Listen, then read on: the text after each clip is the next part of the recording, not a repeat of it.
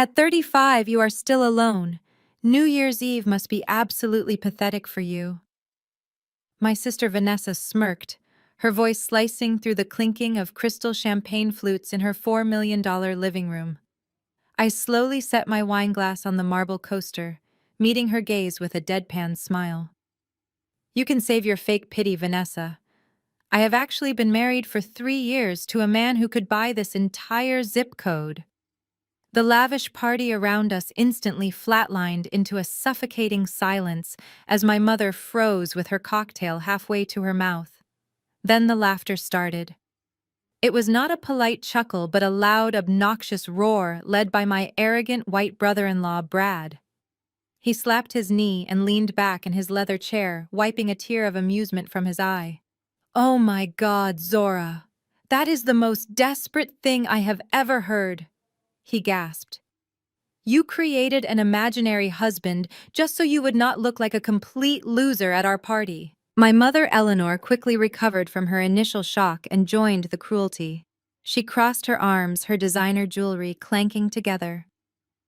"Stop making a fool of yourself, Zora," she sneered, stepping closer to me. "If you have a husband, then where is the ring? Where are the pictures? Pull out your phone right now and show us this mysterious billionaire. You have always been a compulsive liar ever since you were a little girl, making up stories because you could never compete with your sister." I kept my hands neatly folded in my lap, refusing to reach for my phone. I do not need to prove anything to people who only invite me around to feel better about their own miserable lives. I replied, my voice steady and icy. Brad scoffed, taking a large gulp of his drink. "Right. Because he goes to another school, does he not? Let me guess, he is a top-secret agent who cannot be photographed. Listen to me, Zora, it is okay to be a broke single black woman. Not everyone gets to live the American dream like Vanessa and me. But lying to our faces in our own home is just sad. My name is Zora, and I am 35 years old. I work as a private wealth and luxury real estate manager. For my entire life, my mother and sister treated me like a worthless scapegoat, while praising Vanessa as the golden child who married a wealthy tech genius. But what they did not know was that the man they were laughing at was very real, and he was currently on his way to this exact house. Before I tell you how I utterly destroyed their fake perfect lives tonight, let me know where you are watching this video from in the comments below. Hit subscribe if you have ever had to stand your ground against toxic family members. Now let us get back to the worst New Year's Eve of their lives. Vanessa strutted over to me, looking me up and down with absolute disgust. "You are embarrassing yourself, and you are embarrassing this family," she hissed. "Mom is right. You see my massive house, my successful husband, my perfect life, and it drives you insane. So you invent a fake marriage to cope." I picked up my wine glass again and took a slow, deliberate sip. "Your perfect life is a house of cards, Vanessa, and it is going to collapse a lot sooner than you think." Eleanor slammed her hand down on the side table. "Do not you dare speak to your sister that way," she shouted, her face turning red. "She was gracious enough to invite you into her beautiful home, and this is how you repay her. You are nothing but a bitter, jealous spinster, Zora. You will die alone because no man of value would ever put up with your terrible attitude." Brad chuckled, wrapping his arm around Vanessa. "Let her be crazy, Eleanor. She is just mad because she knows she will be renting a tiny apartment forever while we build an empire. Honestly, Zora, just sit quietly in the corner and try not to scare our normal guests away with your sad delusions." I smiled, taking another sip of my drink, allowing the expensive vintage to coat my throat before answering him. "I am not going anywhere, Brad. In fact, the night is just getting started for us, and I promise you that by the time this party is over, you will be the one begging me for mercy." He rolled his eyes, letting out a heavy sigh, completely unaware of the absolute destruction that was about to walk through his custom front door. Eleanor scoffed, waving her hand in the air. "You are a fool, Zora. It is pathetic how you invent delusions to cope with reality. You have always lied to make yourself sound important." I shifted my weight, looking directly into my mother's cold eyes. Is that so, Eleanor? Tell me exactly what I have lied about. Eleanor stood next to Vanessa. How about your senior year of high school? Do you remember that, Zora? You told the entire family you got accepted into Columbia University. You even bought a sweater with the logo. Then August rolled around and you quietly packed your bags and went to a cheap state school. You humiliated us. You were so desperate for attention that you fabricated an Ivy League acceptance just to steal the spotlight from your sister's engagement party. The room grew quiet. Brad let out a loud snort, shaking his head. Wow. Brad chuckled loudly. I did not know that crazy story. That is some serious psychological damage, Zora. Faking an acceptance. No wonder you are faking a billionaire husband tonight. You really need professional help. Vanessa smirked. See, everyone. She is unwell. We invite her out of pity, but it was a mistake. She is completely toxic. I did not flinch. I set my glass down and took a slow step toward my mother. My cold stare made Eleanor take a step back. I did get into Columbia, I said, my voice dropping to a low tone that commanded the attention of every person in the room. I got the acceptance letter in March. I had the scholarship offers, but I could not go. Do you want to tell these guests why I could not go, Eleanor? My mother's face lost its arrogant color. I do not know what you are talking about, she stammered. You did not go because you were not smart enough. You failed your final exams. That is a fascinating revision of history, I replied. Let us talk about the truth. Let us talk about the $80,000 college trust fund that Grandpa left exclusively in my name. The trust fund you had legal guardianship over until I turned 18. I went to the bank the day after my 18th birthday to pay my first semester tuition at Columbia, but the account was empty. Was it not, Mother? Eleanor swallowed hard but said nothing. Tell them I demanded, my voice echoing off the vaulted ceilings. Tell your wealthy friends and your perfect son-in-law where my tuition money went. Stop it, Vanessa hissed, stepping in front of Eleanor. You are making things up again. You are ruining my New Year's Eve party with your insane lies. I turned my gaze to Vanessa. I am not making up anything. Mother drained my entire college fund to pay off your massive credit card debt. You maxed out 6 cards trying to keep up with the wealthy girls in your sorority. You bought designer bags, luxury shoes, and a first-class ticket to Paris. Debt collectors were threatening to sue you for fraud. So Mother stole my future to save yours. That is a lie. Vanessa screamed, her face turning a blotchy shade of red. Mom would never do that. You are just jealous of my life. It is not a lie, I said, reaching into my clutch. I do not make accusations without receipts. I pulled out a folded bank statement and held it up. This is the withdrawal record from my trust account signed by Eleanor, dated exactly 3 days before Vanessa's debt lawsuits were settled out of court.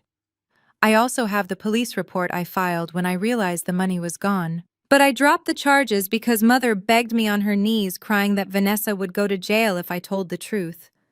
Do you remember crying on my bedroom floor, Mother? The silence in the room was deafening. Even Brad stopped smiling. He looked at Vanessa and then at Eleanor, a flicker of genuine confusion crossing his face. You are a monster? Zora! Eleanor choked out, her hands trembling.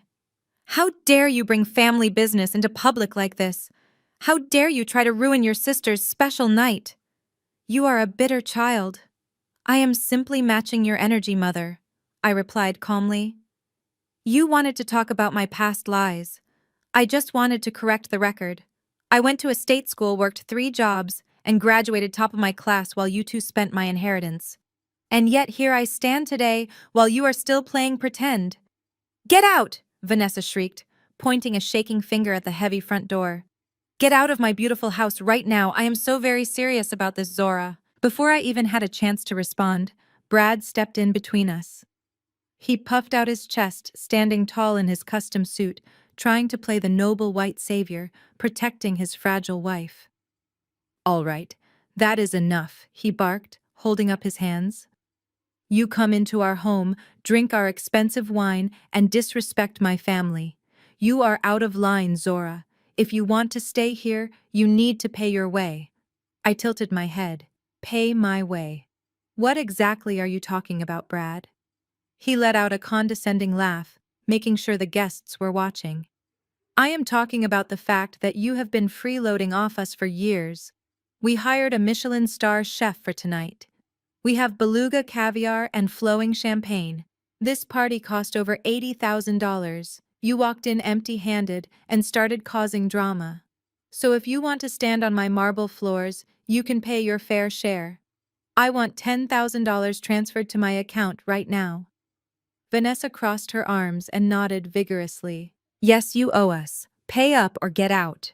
You want me to wire you $10,000 right this second, I repeated slowly. Brad smirked, pulling his expensive phone out. Do you need me to spell out my account number?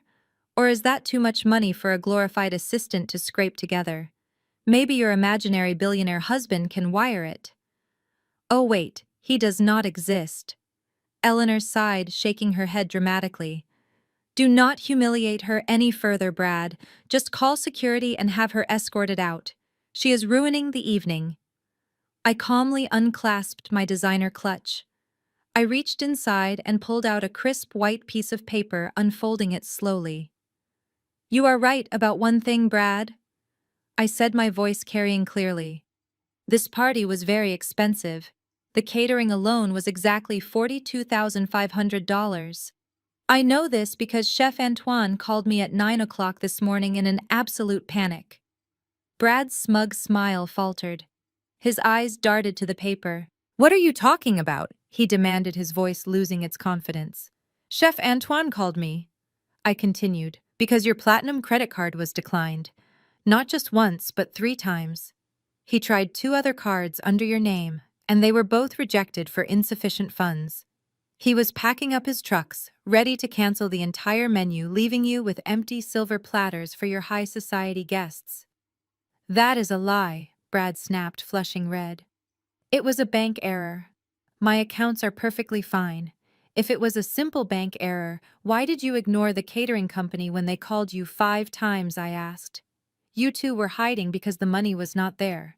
Chef Antoine only had my number because I recommended him to you. He called me terrified that his business would take a loss, so I cleaned up your mess. I held the paper up higher so the guests could see. This is the finalized invoice from the catering company, paid in full, by me. I authorized the $42,500 charge on my personal black card this morning, so your little illusion would not fall apart. The murmurs in the room grew louder. Guests exchanged wide-eyed glances. The image of the wealthy tech CEO was cracking right in front of them. Vanessa snatched the paper, scanning the undeniable payment confirmation. Her jaw dropped. Brad, what is this? She trembled. Why was your card declined? You told me the Vanguard advance came through last week. Brad snatched the paper back, crumpling it. It is none of her business, he hissed, sweating visibly. It is just a temporary cash flow issue. I have millions tied up in assets. You do not understand corporate finance, Vanessa. And you, Zora, had no right to interfere with my vendors. I interfered to save you from social humiliation, I replied smoothly. So tell me, Brad, since I already paid the $42,000 catering bill, do you still want me to wire you $10,000 for my share? Or should we deduct it from the debt you owe me? Eleanor looked frantically between Brad and me. Brad, do not tell me you are having money problems, she whispered. I am fine, Brad roared, making Eleanor jump. It is a minor liquidity issue. Next week I am closing a $50 million deal. He pointed a shaking finger at me. You think paying a catering bill makes you special, Zora? You are still nothing compared to what I am building. You will always be a pathetic loser in my eyes. Brad took a deep breath, smoothing the lapels of his custom suit. He turned his back to me and raised his empty glass to the room, plastering a fake smile on his face to salvage his damaged pride. Let us focus on the future, he announced, his voice booming over the soft jazz playing in the background. Next week, my startup is officially closing a $50 million Series B funding round. The guests let out a collective murmur of impressed gasps. Vanessa immediately perked up, clapping her hands together with a triumphant smile. That is right, Brad continued, pacing slightly as if he were giving a presentation in his living room. Vanguard Holdings, the most prestigious venture capital firm on the East Coast, is leading the round. They see my absolute vision. They know that my tech company is about to revolutionize the industry. I am building a legacy here. We are talking about generational wealth. He paused, letting the heavy words hang in the air before turning his attention back to me. His eyes were cold, but his tone was mockingly gentle. He was playing the benevolent king. And because I am a good man, Zora, and because we are family, I am willing to overlook your little stunt tonight. In fact, I am going to offer you a lifeline. Brad took a step closer, looking down at me. My company is expanding rapidly. We are moving into a massive new office space downtown. I need a new receptionist to handle the front desk. The pay is basically minimum wage, but it comes with health insurance. Eleanor beamed from the sidelines, clapping her hands. "Oh, Brad, that is so generous of you," she gushed. "Zora, you should thank him right now. You have been struggling for so long." Brad held up a hand, stopping my mother. "It is the least I can do, Eleanor. Single broke women need a safety net, especially at her age. She cannot keep pretending to have a billionaire husband forever. Eventually, reality has to set in. She needs a steady paycheck and a quiet place to sit and answer phones while the real adults do business." Vanessa giggled, taking a sip of her champagne. "You would look great in a little headset, Zora. Just do not mess up his coffee orders." I looked at the three of them. I did not yell. I did not throw my drink in his face. Instead, I let out a soft, genuine laugh. The sound echoed in the tense room, catching Brad completely off guard. "A receptionist," I repeated, swirling the dark red wine in my glass. "That is a very kind offer, Brad, but I do have a few questions about the company before I sign on to answer your phones." Brad puffed his chest out. "Go ahead. Ask away. But try to keep it simple. I do not want to confuse you with high-level corporate strategy." I smiled, leaning forward slightly. "Well, since Vanguard Holdings is allegedly injecting $50 million into your platform, I am curious about your current cash burn rate. Specifically, how are you justifying that valuation when your customer acquisition cost has tripled in the last 2 quarters, while your user retention has plummeted by 40%? Brad froze. The smug smile instantly vanished from his face, replaced by a look of sheer panic. His mouth opened, but no words came out. I did not stop. I took a step toward him, my voice ringing clear and authoritative. "And since we are talking about your big Series B round, what exactly did Vanguard say about your outstanding liabilities? Because from what I understand, your software architecture is outdated, and you are burning through $600,000 a month just to keep the servers from crashing. If you are entirely out of cash today, how do you plan to make payroll on Friday before this mythical Vanguard money clears?" The silence returned to the room, but this time it was suffocating. The guests who were just cheering for his success were now staring at him with deep suspicion. "How do you—" Brad stammered, his face draining of color. "How do you know those words? You are just a glorified assistant." I tilted my head. "I manage private wealth, Brad. I read financial portfolios for breakfast. So tell me, am I wrong? Are you not burning through cash while lying to your investors about your daily active users?" Brad swallowed hard, sweat beading on his forehead. "That is confidential corporate information?" He snapped, his voice cracking slightly. "You do not know what you are talking about. You are throwing around buzzwords you read on the internet to sound smart. My company is completely solid." Vanessa rushed to his side, grabbing his arm. "Tell her, Brad," she demanded, looking frantically at her husband. "Tell her she is crazy." Brad yanked his arm away from his wife, his breathing heavy. "Shut up, Vanessa," he hissed, losing his carefully crafted composure. "Do not let her get into your head. She is a nobody. She is just trying to sabotage us because she has absolutely nothing going for her." He turned back to the crowd, forcing a rigid smile. "Please, everyone, enjoy the champagne. My business is flawless. I guarantee it. Do not listen to a bitter woman who does not even have a date for New Year's Eve." Eleanor marched forward, placing a protective hand on Brad's shoulder. Her face was contorted with absolute disgust as she looked at me. "How dare you, Zora?" she spat, her voice trembling with rage. "How dare you come into this beautiful home and try to tear down a successful white man who actually provides for your sister? Brad has given Vanessa everything she could ever dream of. He bought this $4 million mansion. He drives a Porsche. He is building a tech empire from the ground up.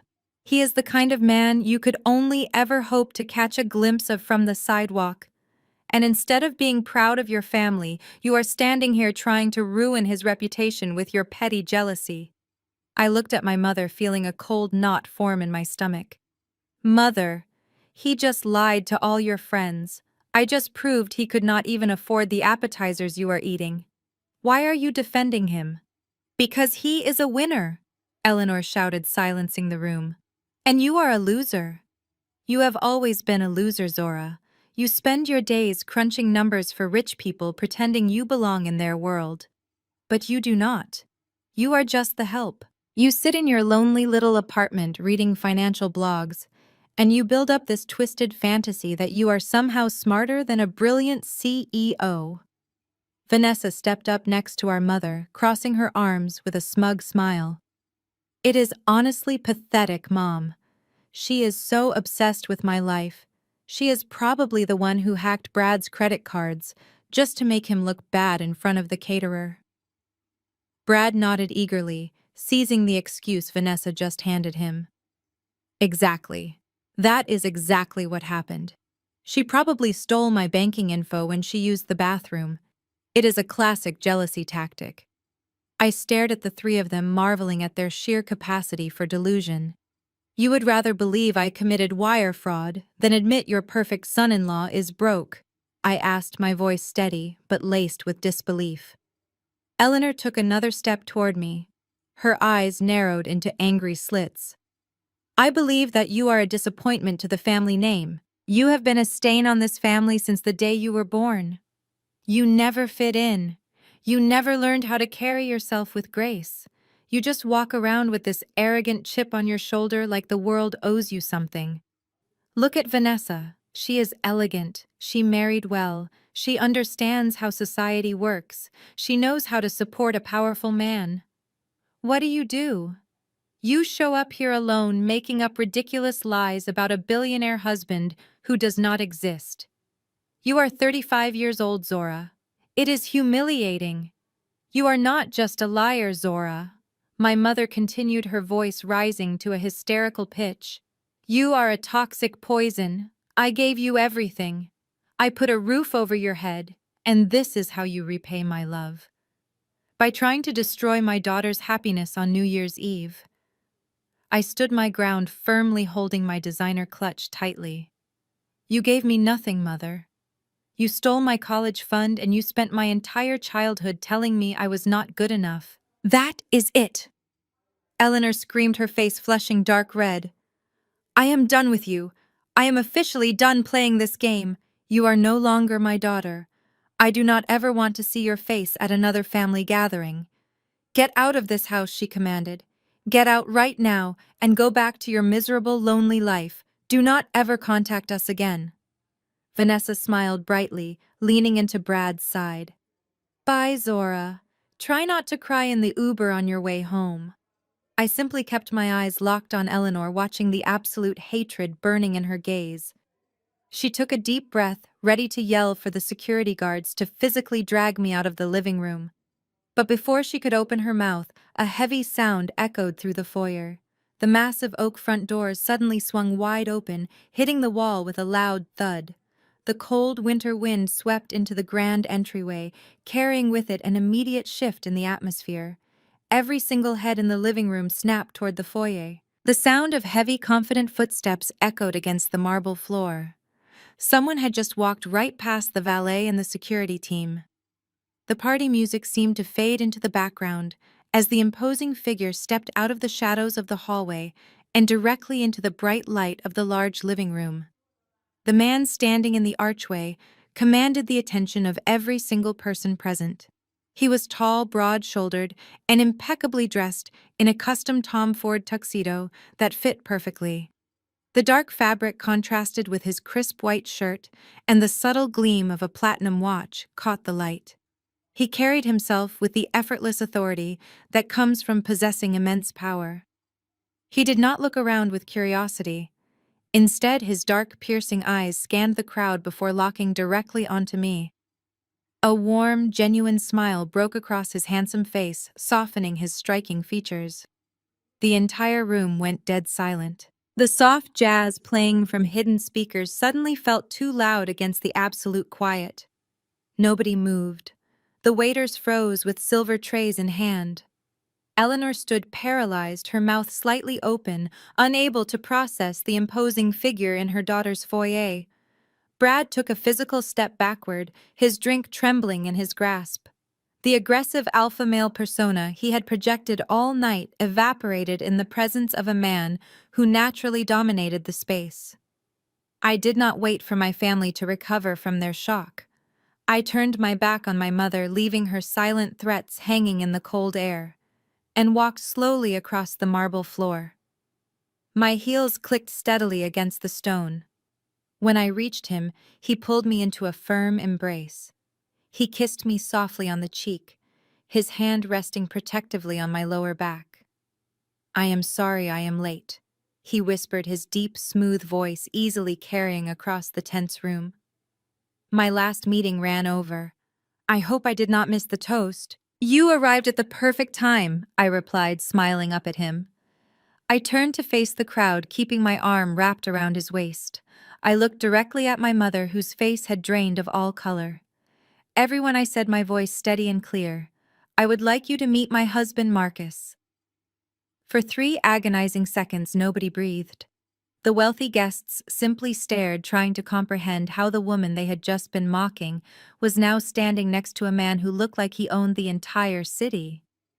Then Vanessa broke the silence. She let out a loud, sharp bark of laughter. It was an ugly, desperate sound that shattered the quiet. She threw her head back, clapping her hands together as if she had just heard the funniest joke in the world. "Oh my God," she gasped, pointing a manicured finger at us. "Zora, you actually did it. You went out and hired an actor." The tension in the room shifted. Guests murmured nervously to each other, unsure of how to react. Brad let out a loud breath of relief, running a hand through his hair. He pasted his smug smile back on his face and stepped forward. "Wow," Brad chuckled, shaking his head. "I have to admit, Zora, I am impressed. You were so desperate to save face tonight that you actually paid a guy to put on a rented tuxedo and walk in here pretending to be your husband. What did you do? Did you find him on an escort website? How much does a fake husband cost by the hour these days?" Vanessa walked up to stand next to Brad, looking Marcus up and down with obvious contempt. "He is very handsome. I will give you that," she sneered. "Good job on the casting, Zora. But this is just sad. You cannot just bring a gigolo to my New Year's Eve party and expect us to believe he is a billionaire. Real wealthy men do not walk in uninvited to save a miserable spinster from embarrassment." Eleanor finally found her voice, stepping forward with her arms crossed defensively. "Zora, this is the final straw," she snapped, her voice dripping with venom. "Bringing a hired stranger into Vanessa's home is a massive security risk. We have expensive things here. I want him out." I felt Marcus shift slightly beside me. He did not look angry. In fact, he looked incredibly amused. He gently squeezed my hip, looking down at me with a soft smile. "Are these the lovely family members you have told me so much about?" he asked, his voice perfectly calm and completely unbothered by their insults. "Yes," I nodded, sighing softly. "They are very protective of their imaginary wealth." Marcus chuckled, a deep, rich sound that made Brad bristle. "Well then," Marcus said, turning his attention to Brad, "I suppose I should introduce myself properly." Brad crossed his arms, puffing his chest out in an aggressive stance, trying desperately to match the natural intimidation of the man standing before him. "Go ahead, buddy," Brad sneered very loudly. "Tell us your fake name." Marcus did not flinch. He reached out a hand. "My name is Marcus," he said simply, offering a polite smile. It is a pleasure to finally meet you, Brad. Zora has shared quite a few interesting stories about your business ventures. Brad ignored the outstretched hand. He kept his arms firmly crossed, looking Marcus up and down with an exaggerated expression of pity. Marcus what? He demanded loudly. Just Marcus, like some cheap nightclub promoter. Let me guess you do not want to give us your last name because you have a warrant out for unpaid parking tickets. Or maybe you are dodging child support. Vanessa giggled, leaning against the marble kitchen island. She picked up her champagne flute, taking a sip before joining in. Ask him what he does for a living. Brad, she urged, her voice dripping with malice. I bet he is a personal trainer or an aspiring DJ. Zora always had terrible taste in men. That is why she is 35 and completely broke. Marcus slowly lowered his hand, not looking offended in the slightest. He slipped his hands into the pockets of his tailored trousers. I work in finance, he replied, his voice smooth and understated. I manage investments. I help connect capital with promising opportunities. Brad threw his head back and let out a loud, barking laugh. Oh, I get it now, Brad shouted, pointing a finger at Marcus. You are one of those crypto bros. You sit in your tiny apartment day trading pennies on some app hoping to strike it rich. Or maybe you sell life insurance to your friends and call yourself an entrepreneur. Listen, buddy, managing your own checking account does not make you a financier. I stepped closer to Marcus, feeling a surge of anger, but he gently squeezed my hand to calm me. He was enjoying this. I assure you I do a bit more than day trading, Marcus said mildly. I focus primarily on the tech sector. I help startups get off the ground when they need funding. Brad's eyes lit up with arrogant glee. He saw this as the perfect opportunity to assert his dominance and educate the poor fake husband. He uncrossed his arms and took a step closer to Marcus, invading his personal space. Look, Marcus, since Zora dragged you into the big leagues tonight, let me give you some free advice. Brad began, his tone dripping with condescension. The tech sector is not a playground for amateur hustlers. You cannot just read a few blogs and call yourself an investor. It takes a certain level of elite intellect to sit at the table with the big boys. You have to understand market dynamics, user acquisition, and burn rates. Things that a guy renting a tuxedo simply cannot comprehend. Marcus tilted his head, feigning genuine interest. Is that right? It sounds like you have a lot of experience with high-level corporate strategy, Brad. Brad puffed out his chest, adjusting his tie. I do not just have experience, Marcus. I own the board. My company is about to close a $50 million Series B round with Vanguard Holdings. Vanguard. Let that sink in. They only deal with visionaries. They are trusting me with $50 million because I know how to scale a business, while guys like you are still trying to figure out how to pay your rent on time. The guests around us began to whisper among themselves, enjoying the free entertainment. A few of the men in expensive suits chuckled at Brad's jokes, clearly siding with the wealthy homeowner over the mysterious stranger. Brad fed on their energy. He paced back and forth in front of Marcus like a professor lecturing a failing student. Let me tell you another secret about wealth. Marcus Brad continued, waving his empty glass around. It is not just about the money. It is about the pedigree. You cannot fake pedigree. Look at the way you are standing. Look at that suit. You probably think it makes you look important, but to guys like me it just looks like a costume. True power does not need to announce itself. True power is walking into a room and knowing you own the building. You do not have that aura, buddy. You look like a guy hoping nobody asks him to pay the dinner bill. Marcus looked at Eleanor with a calm, piercing gaze before turning back to Brad. Well, Brad, I will certainly keep your advice in mind. It is always fascinating to hear how confident startup founders are right before the due diligence process exposes their actual financials. Brad's confident smile faltered for a fraction of a second before he forced it back. There is nothing to expose, he snapped, his voice a little too defensive. My financials are bulletproof. You see, that is the difference between us. I operate with total transparency, and you are hiding behind vague answers. But tell you what, Marcus, I am a generous guy. Maybe if you clean up nice and drop the fake billionaire act, I can get you an entry-level sales job at my firm. You can make cold calls. Zora can answer the front desk phones. You two can keep the family employed. Vanessa clapped her hands together. Oh, Brad, you are so charitable. Do you hear that, Zora? Brad is offering your little escort a job. Marcus smiled a slow, dangerous smile that did not quite reach his eyes. That is a very tempting offer, Brad. But I think I will stick to my current role. I prefer being the one who signs the checks. Brad rolled his eyes, letting out a loud sigh. Whatever, man. Stay broke. Just do not ask me for a loan when you realize Zora cannot afford to pay your hourly rate anymore. Marcus did not let the insult faze him.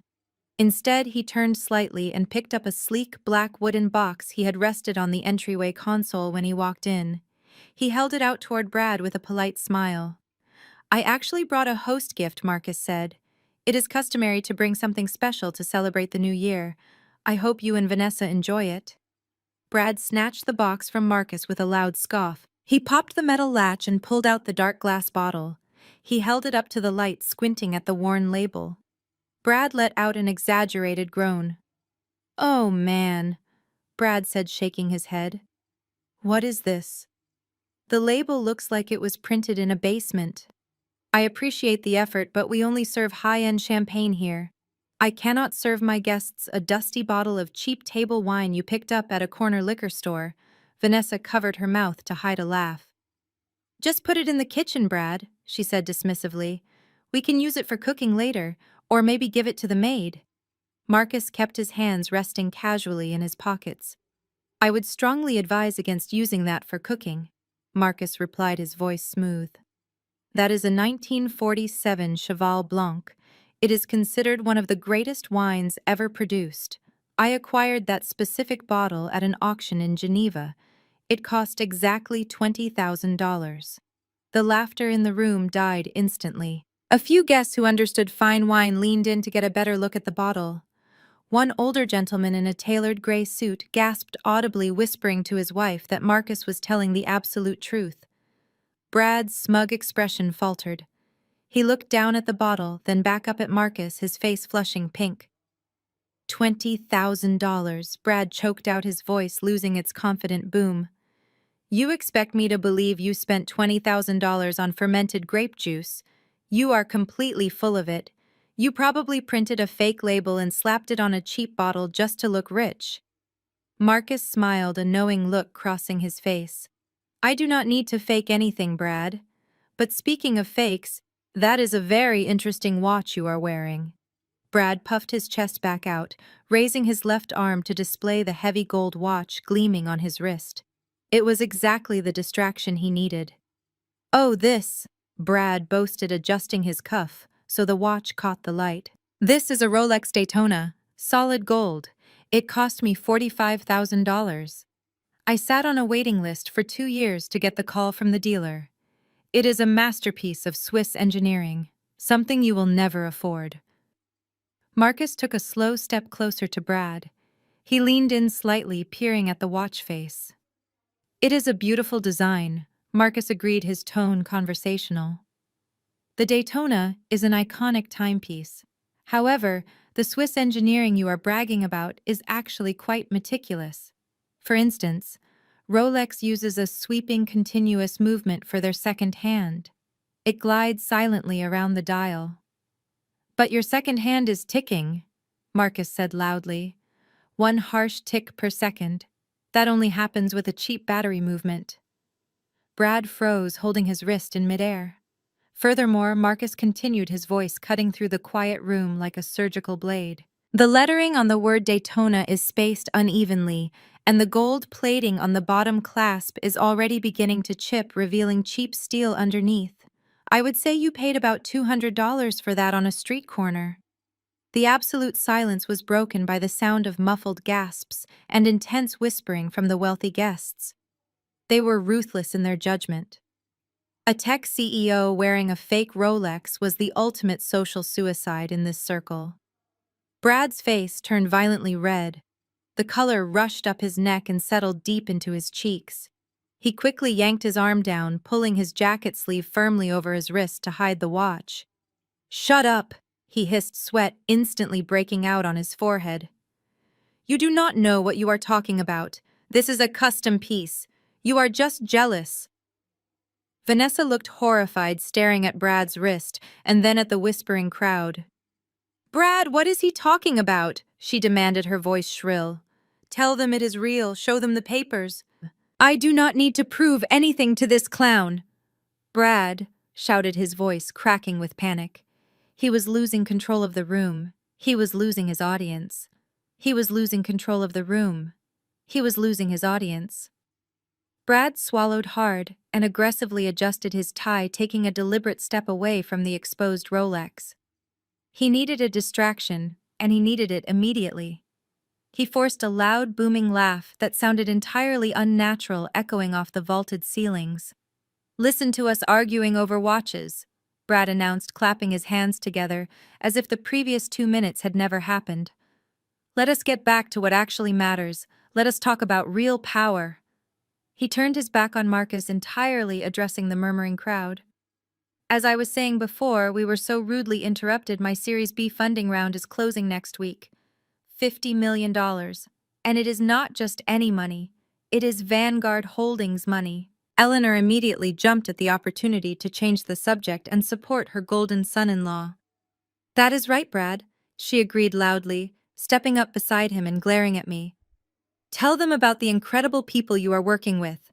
Real businessmen, not street hustlers who inspect jewelry." Brad smirked, his confidence slowly returning as he clung to his favorite lie. "You see, Marcus, in my world, we do not care about cheap parlor tricks. We care about relationships. You claim you work in finance, but I guarantee you have never sat in a room with the true titans of the industry, the guys who move markets, guys like my personal friend and mentor, the CEO of Vanguard Holdings himself." Vanessa smiled brightly, linking her arm through Brad's. "Tell him who it is, honey," she urged, her voice dripping with renewed arrogance. "Show them what real connections look like. Let them know who is backing your company." Brad puffed his chest out, looking over his shoulder at Marcus with a look of supreme triumph. "The man who runs Vanguard is an absolute legend," Brad stated proudly. "His name is Marcus Sterling. He is a billionaire 10 times over. And he does not just hand out $50 million checks to anyone. He invests in people he deeply trusts. People like me." I raised my wine glass to my lips, taking a slow, deliberate sip of the dark red liquid. I let the silence hang for a moment, watching Brad practically vibrate with smug satisfaction. "Oh," I said softly, lowering my glass. "You know Marcus Sterling personally?"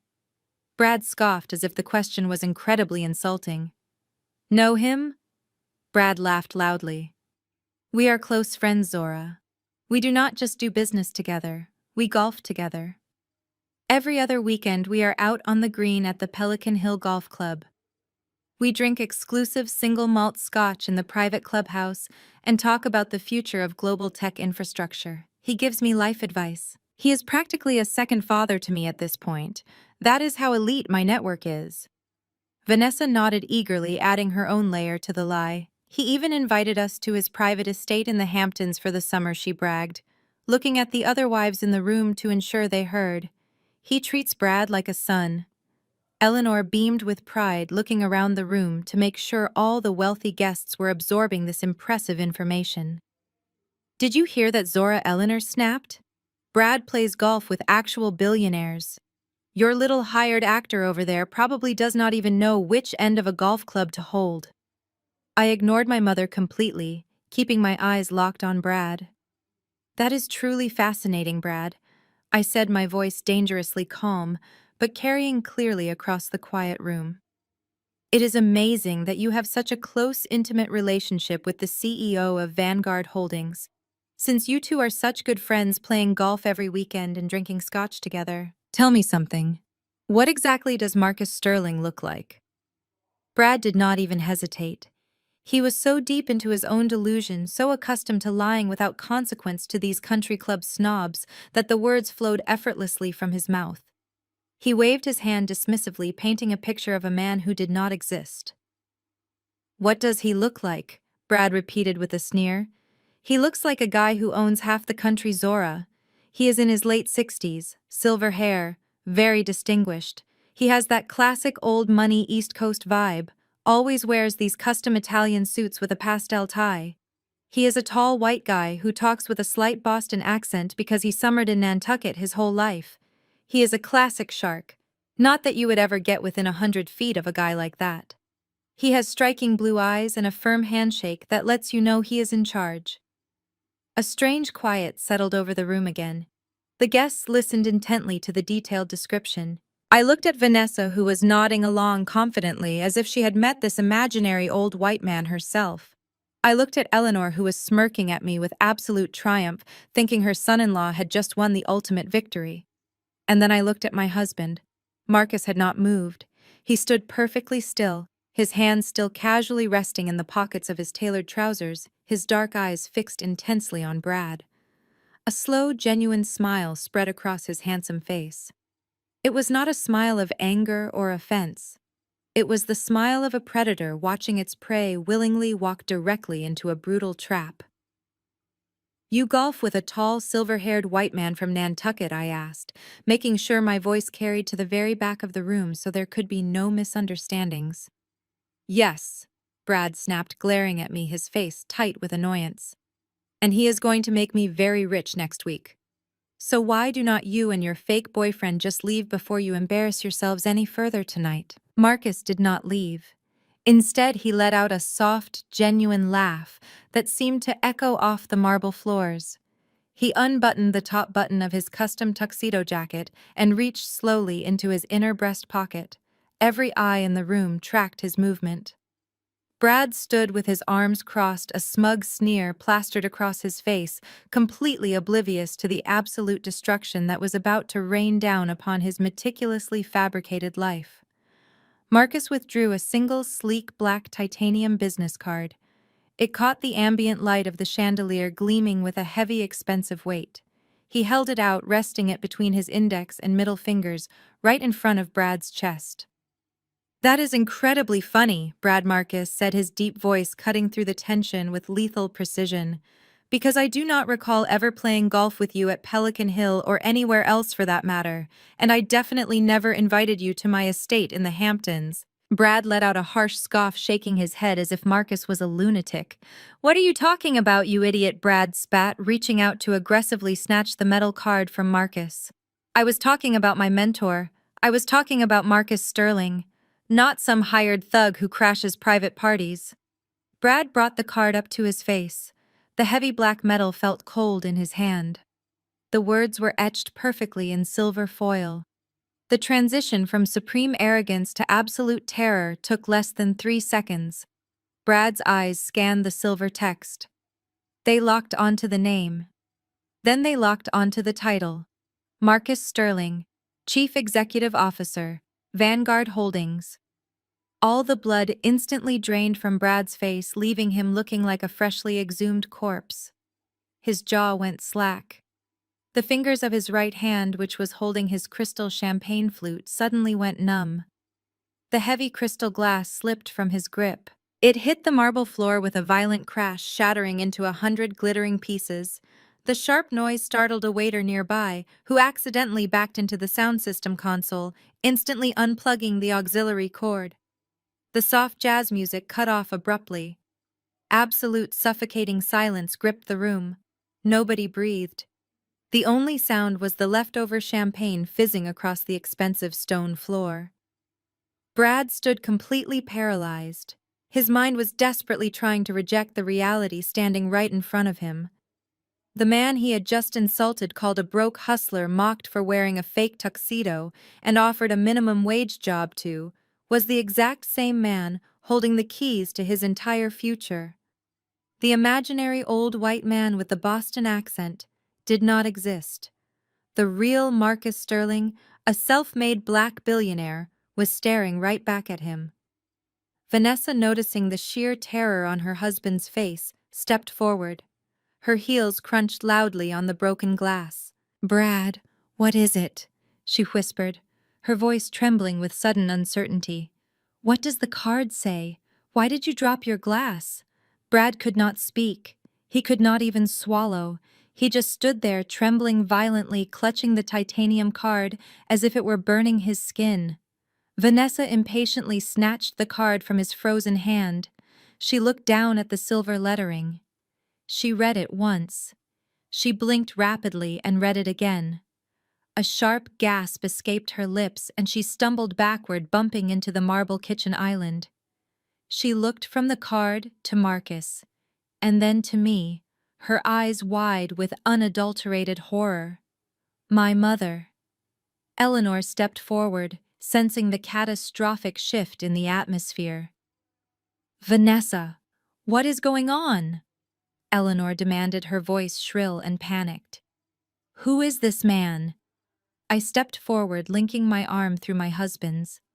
Allow me to reintroduce him.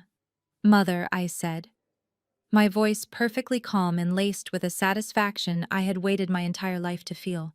This is my husband, Marcus Sterling, the CEO of Vanguard Holdings, the man Brad has supposedly been golfing with every weekend. A collective gasp rippled through the crowd of wealthy guests. Eleanor's hands began to shake uncontrollably. She looked at me, then at Marcus, her mind breaking under the weight of her own catastrophic mistake. The daughter she had just banished from the house, the daughter she had called a bitter loser, was actually married to a titan of industry. The guests began to whisper frantically, pulling out their phones to search his name. The results loaded instantly, confirming every single word I had said. The room turned against Brad and Vanessa in a heartbeat. The very people they had invited to impress were now looking at them with supreme disgust.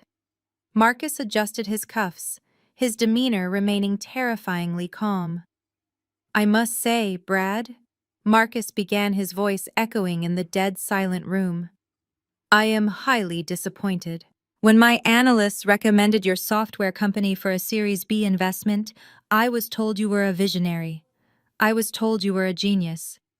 But seeing you stand here wearing a fake $45,000 watch, lying to your own guests about knowing me personally, and disrespecting my wife and her own family circle, I am beginning to realize you are nothing more than a desperate con artist.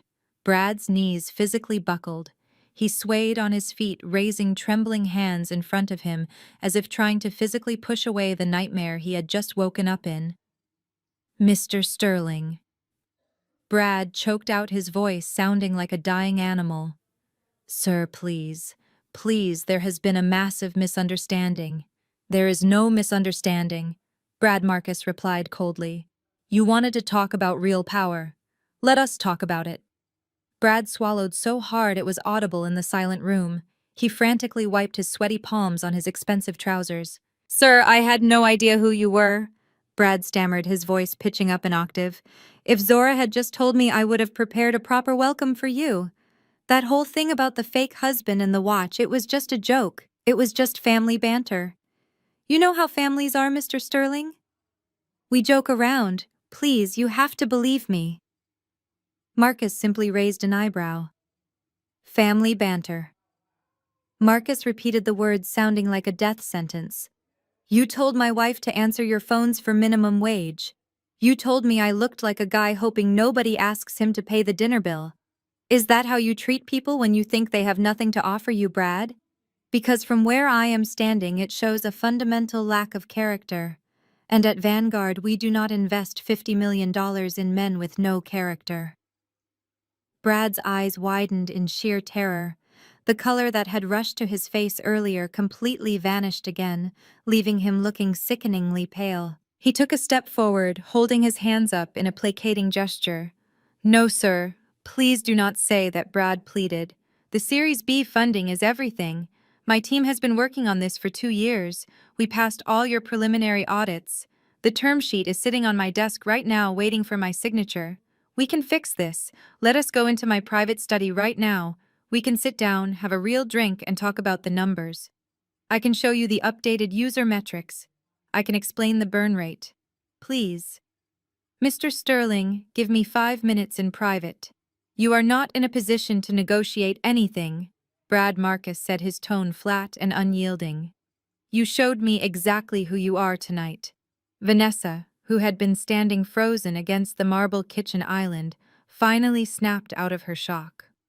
Her pride simply could not handle watching her arrogant husband grovel like a desperate beggar in front of the sister she despised. She stomped forward, her heels clicking aggressively on the floor. She grabbed Brad's arm, her acrylic nails digging into his custom suit jacket. "Brad, what are you doing?" Vanessa demanded, trying to yank him backward. "Stop humiliating yourself. I do not care if he is the CEO of Vanguard or the King of England. He is married to Zora. Zora. She is a nobody. And he came into our house and insulted us. Tell him to get out. We do not need his money. You are a genius, Brad. You can get funding from anywhere. Stop begging them." Brad whipped his head around, staring at his wife as if she had just grown a second head. "Are you insane?" Brad hissed, his voice trembling with a mix of fear and sudden blinding rage. "Shut your mouth, Vanessa. You have absolutely no idea what you are talking about. You do not understand how close we are to losing everything." But Vanessa was too used to getting her way. She pulled on his arm harder, her face twisting with indignation in front of her wealthy friends. "No, I will not shut up!" Vanessa yelled, pointing a finger at me. "You are the man of this house. Act like it. Throw them out right now. We are not begging Zora or her husband for anything. I want them gone." "Get off me!" Brad roared. With a violent, aggressive shove, Brad threw Vanessa's hand off his arm. He pushed her backwards so forcefully that she stumbled, tripping over her own high heels. She let out a sharp cry as she fell hard against the edge of the luxury sofa, barely catching herself before hitting the hardwood floor. The guests gasped out loud, stepping back in absolute horror. The perfect facade of their marriage completely disintegrated in front of everyone. The wealthy friends they had tried so hard to impress were now looking at them with open disgust and pity. Eleanor screamed, rushing over to help Vanessa up. "Brad, how could you put your hands on her?" Eleanor shrieked, her carefully maintained social mask shattering. "Have you lost your mind?" Brad ignored his mother-in-law completely. He did not even look down to see if his wife was hurt or bleeding. His eyes were wide, wild, and completely fixated on Marcus. He was a man watching his entire empire burn to the ground, and he was willing to sacrifice his own family to save it. "I am so sorry about her, Mr. Sterling," Brad begged, clasping his hands together like a man praying for his life. "She does not understand business. She is just an emotional woman. I make the decisions here. Please, sir, I am begging you. Do not pull the term sheet. My company will go under if Vanguard backs out now. All the other investors will jump ship if they see you walk away. I will do whatever you want. I will restructure the board. I will step down as CEO if I have to. Just please let us go to the study and talk. I cannot lose this deal. I cannot lose this deal," Brad pleaded, his voice cracking with desperation. Marcus looked down at the pathetic man kneeling figuratively at his feet. "You already lost the deal, Brad," Marcus stated, his voice completely devoid of any sympathy. "You lost it the moment you decided to lie to my forensic accounting team." Marcus reached inside the breast pocket of his tailored tuxedo jacket for the second time. He did not pull out another business card. Instead, he withdrew a tightly folded packet of thick executive paper. He unfolded it slowly, the crisp sound of the paper echoing in the dead-silent living room. "What is that?" Brad whispered, his eyes darting to the document as if it were a loaded weapon pointed directly at his chest. "This is the final due diligence report generated by Vanguard Holdings, Risk Assessment Division," Marcus replied, holding the papers up so the room could see the official letterhead. "My team completed this audit yesterday afternoon. I was originally planning to have my legal department send you the formal rejection letter on Monday morning, but since we are all here together celebrating your supposed genius, I think it is only fair that I share the results with your friends and family right now." "No," Brad choked out, lunging forward slightly as if he could physically grab the papers and swallow them. "You cannot do this. That information is strictly confidential under our non-disclosure agreement. You forfeited confidentiality when you committed federal wire fraud? Marcus said sharply, stepping back smoothly to avoid Brad's desperate grasp. He adjusted the document and began to read aloud, his voice projecting clearly across the massive room. Let us start with your user metrics. You pitched my board, claiming your platform had 2 million daily active users. You built your entire $50 million valuation on that single fabricated metric. But my engineers ran a deep diagnostic on your back-end servers.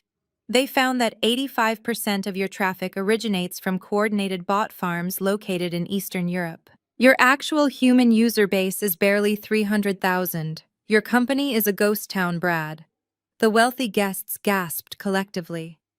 Several businessmen in the crowd shook their heads in absolute disgust. Faking user metrics was a cardinal sin in the tech world.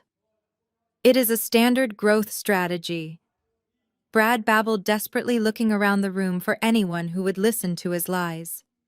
Everyone inflates their early numbers for seed rounds. It is just aggressive marketing.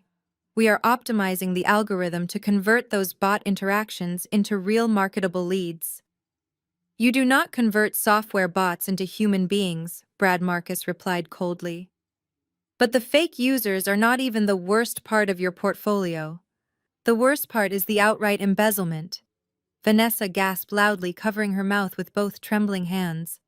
Embezzlement, she repeated the word, sounding foreign and terrifying on her tongue. She stared at her husband as if she no longer recognized the man standing in front of her. Marcus flipped to the second page of the financial report. Your legal disclosures listed a capital expenditure of $3 million for offshore server infrastructure over the last 2 quarters. However, my forensic accountants tracked those wire transfers. The money never went to any server hosting companies. It went directly to a private shell corporation registered in Delaware.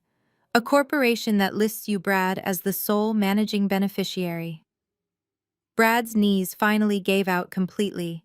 He slumped heavily against the edge of the marble coffee table, unable to support his own weight anymore. He buried his face in his hands. You have been systematically draining your current investors' funds. Marcus continued, relentlessly refusing to give the man a single second to breathe. You used their money to fund your fraudulent lifestyle.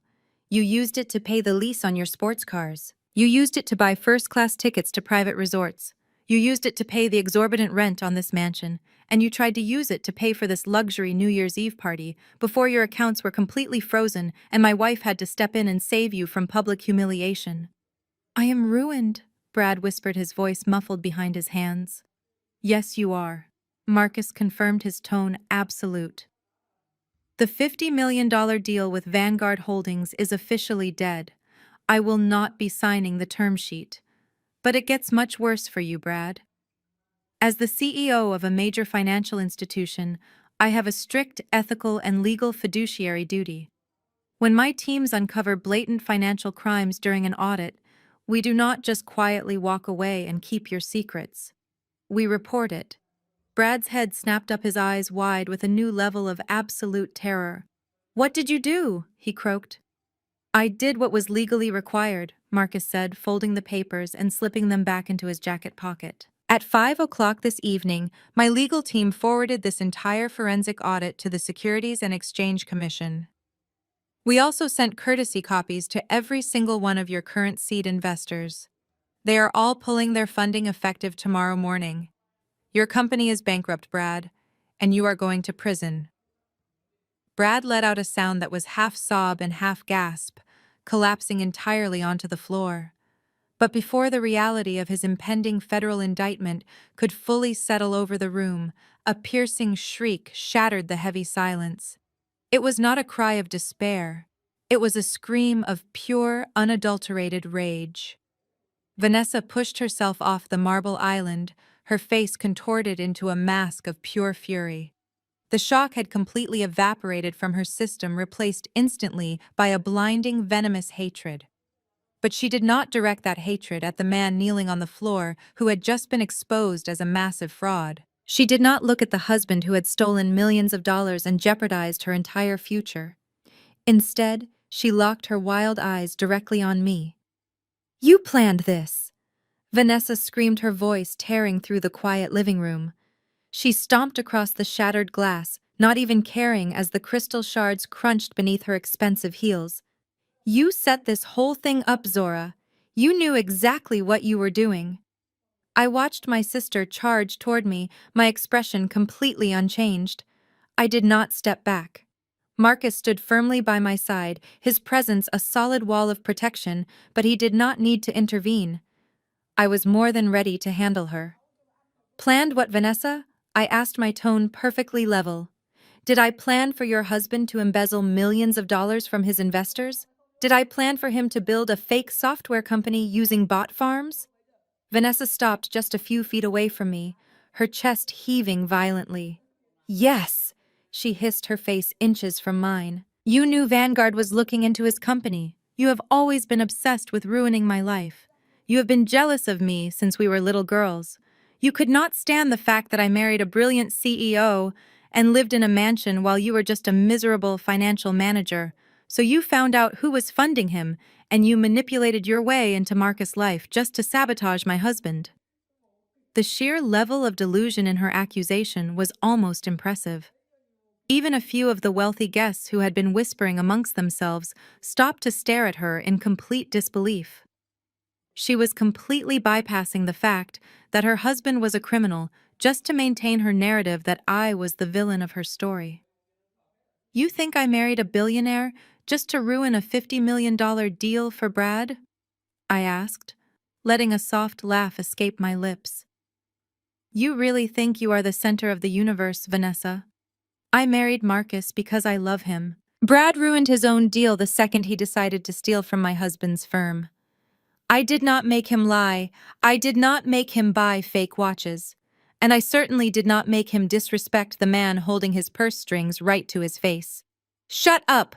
Vanessa shrieked violently, swatting the air between us. I do not want to hear your lies, Zora. You are evil.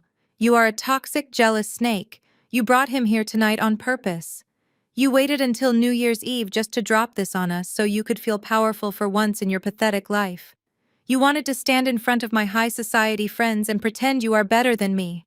Eleanor finally stepped forward, her face pale and her hands shaking. Vanessa. Please, Eleanor whispered, trying to grab her daughter's arm. Do not make a scene in front of everyone. People are staring at us. Get off me, Mom! Vanessa yelled, shoving Eleanor's hand away. She turned her crazed gaze back to me, her eyes bloodshot and wide. You are not going to win, Zora. Do you hear me? Brad is a genius. He will find other investors. He will bounce back from this, and we will still be richer and better than you will ever be. My husband is a white man in tech. They run the world. Nobody is going to throw him in prison over some stupid accounting error. He just made a tiny mistake, and you blew it out of proportion because you hate to see me happy. Brad let out another pathetic whimper from the floor, burying his face deeper into his hands, but Vanessa ignored him completely. She pointed a trembling manicured finger directly at the heavy oak front doors. Get out! Vanessa commanded, her voice echoing off the high ceilings and vibrating through the tense room. Get the hell out of my house right now, both of you. You are not welcome here. I want you off my property immediately. You think you can waltz into my $4 million mansion, drink my expensive wine, and ruin my perfect life. You are nothing but a guest here. This is my house, Zora, my sanctuary. I am the lady of this manor, and I am ordering you to leave before I call the police and have you both arrested for trespassing. I looked around the massive, beautifully decorated living room. I looked at the vaulted ceilings, the imported marble floors, and the grand crystal chandelier hanging above us. Then I looked back at my sister, who was shaking with arrogant rage, firmly believing she still held absolute power over me because she thought she owned the ground I was standing on. I did not move a single inch. I did not turn toward the heavy oak doors, and I certainly did not look intimidated by her screaming.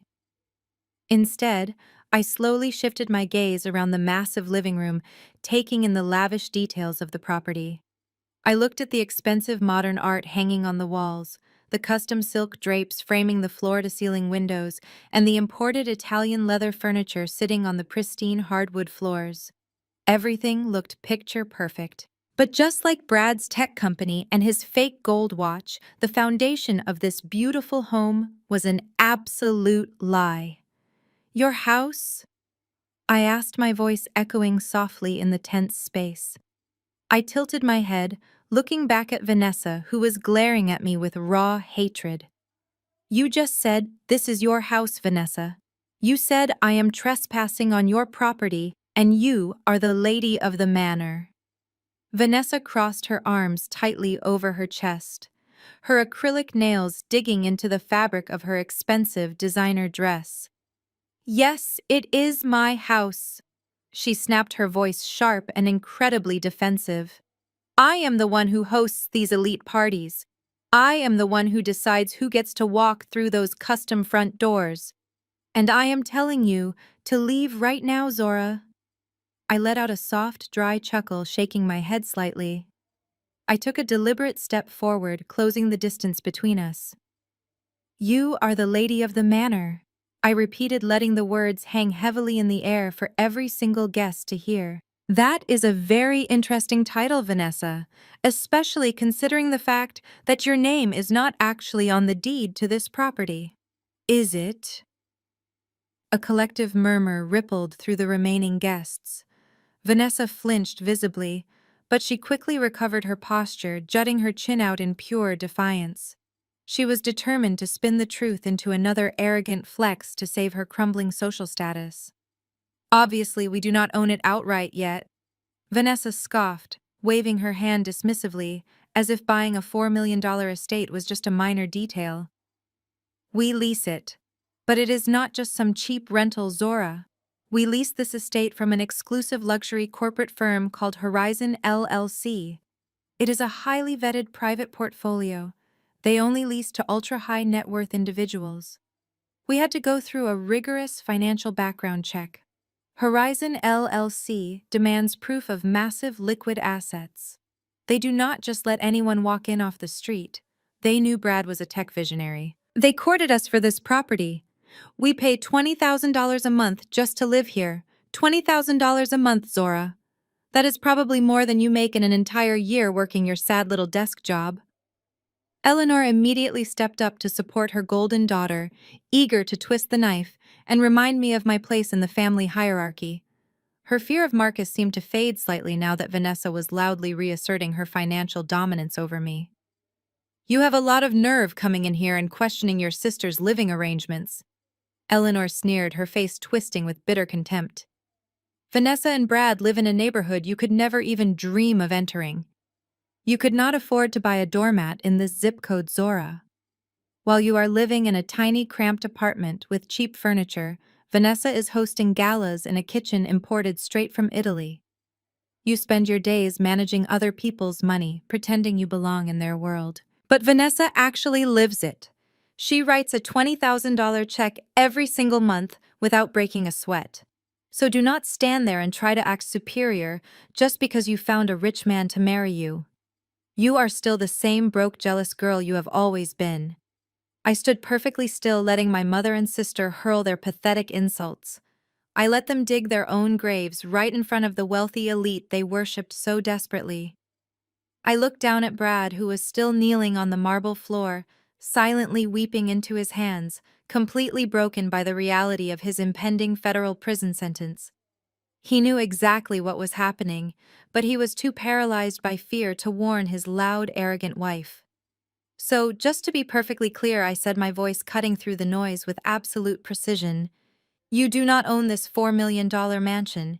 You rent it from a private corporate firm called Horizon LLC, and you signed a legally binding lease agreement promising to pay that firm $20,000 on the first of every single month."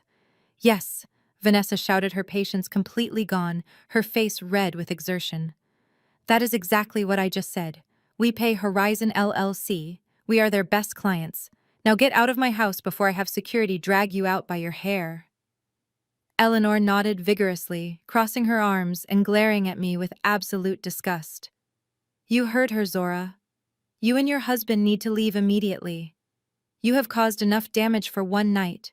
Let Vanessa and Brad enjoy their luxury home in peace." I smiled. It was not a warm smile or a polite smile. It was the cold, calculated smile of a woman who had spent 35 years being treated like garbage and was finally about to take out the trash. I slowly reached into my designer clutch, letting my fingers brush against the thick, folded stack of legal documents I had been carrying all night. The moment of absolute destruction had finally arrived. I pulled the crisp papers out of my clutch. The legal documents felt like a weapon. I unfolded them slowly, making sure everyone was watching. I looked at Vanessa, who was standing tall with her arms crossed, waiting for me to leave her home. "You are right about luxury real estate, Vanessa," I said, keeping my voice steady. "Wealthy individuals rarely buy properties under their personal names.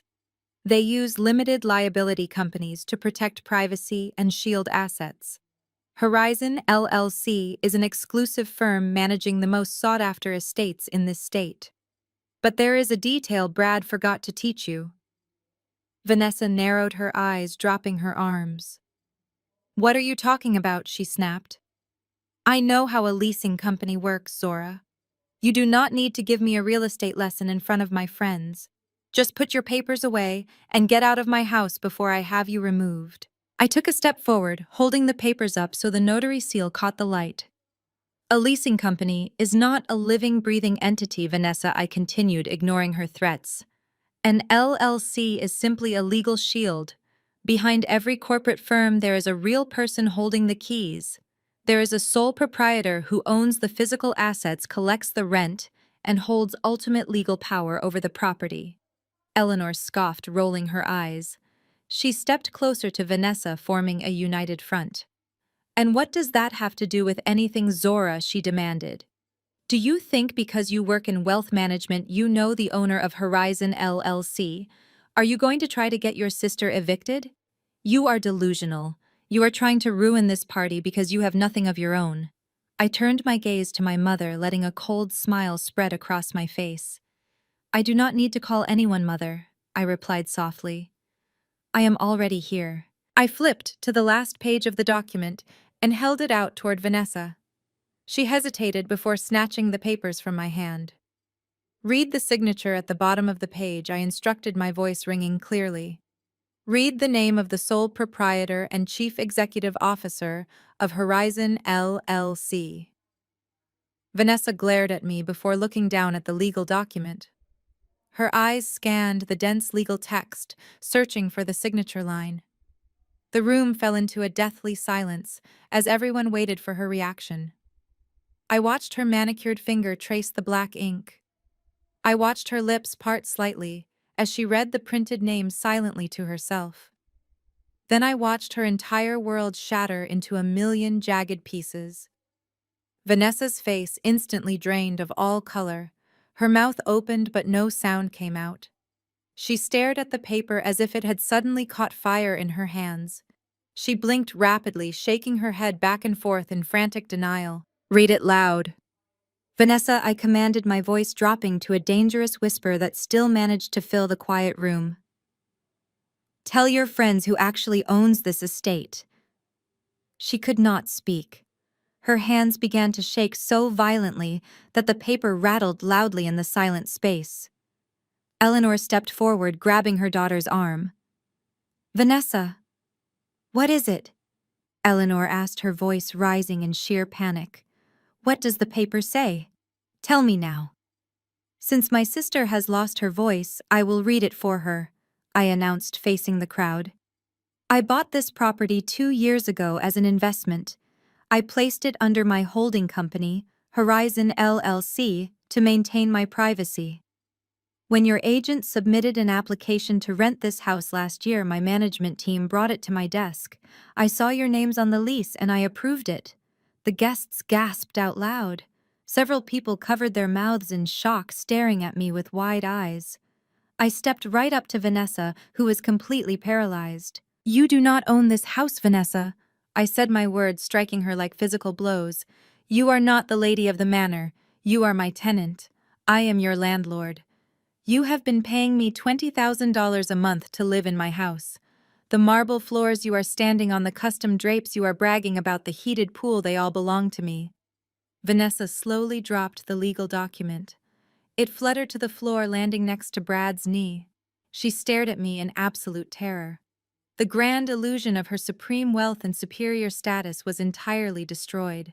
She was living in a house owned by the exact same sister she had spent her entire life tormenting and belittling. The initial shock that paralyzed Vanessa lasted only a few seconds before her natural instinct for denial violently kicked in. She lunged forward, dropping to her knees on the marble floor, and snatched the legal document right from under Brad's trembling hands. "This is a lie. You printed this off the internet, Zora. You cannot own this property. You do not have the kind of capital required to buy a $4 million estate." She scrambled back to her feet, holding the papers up to the light. Her eyes darted across the pages, searching for any typo that could prove I was lying. The state tax seals were officially embossed. The notary stamps were authentic. The signature transferring ownership of Horizon LLC directly to me was undeniably verified by a federal judge. It was a legally binding, ironclad reality. She could not gaslight her way out of a government-issued property deed.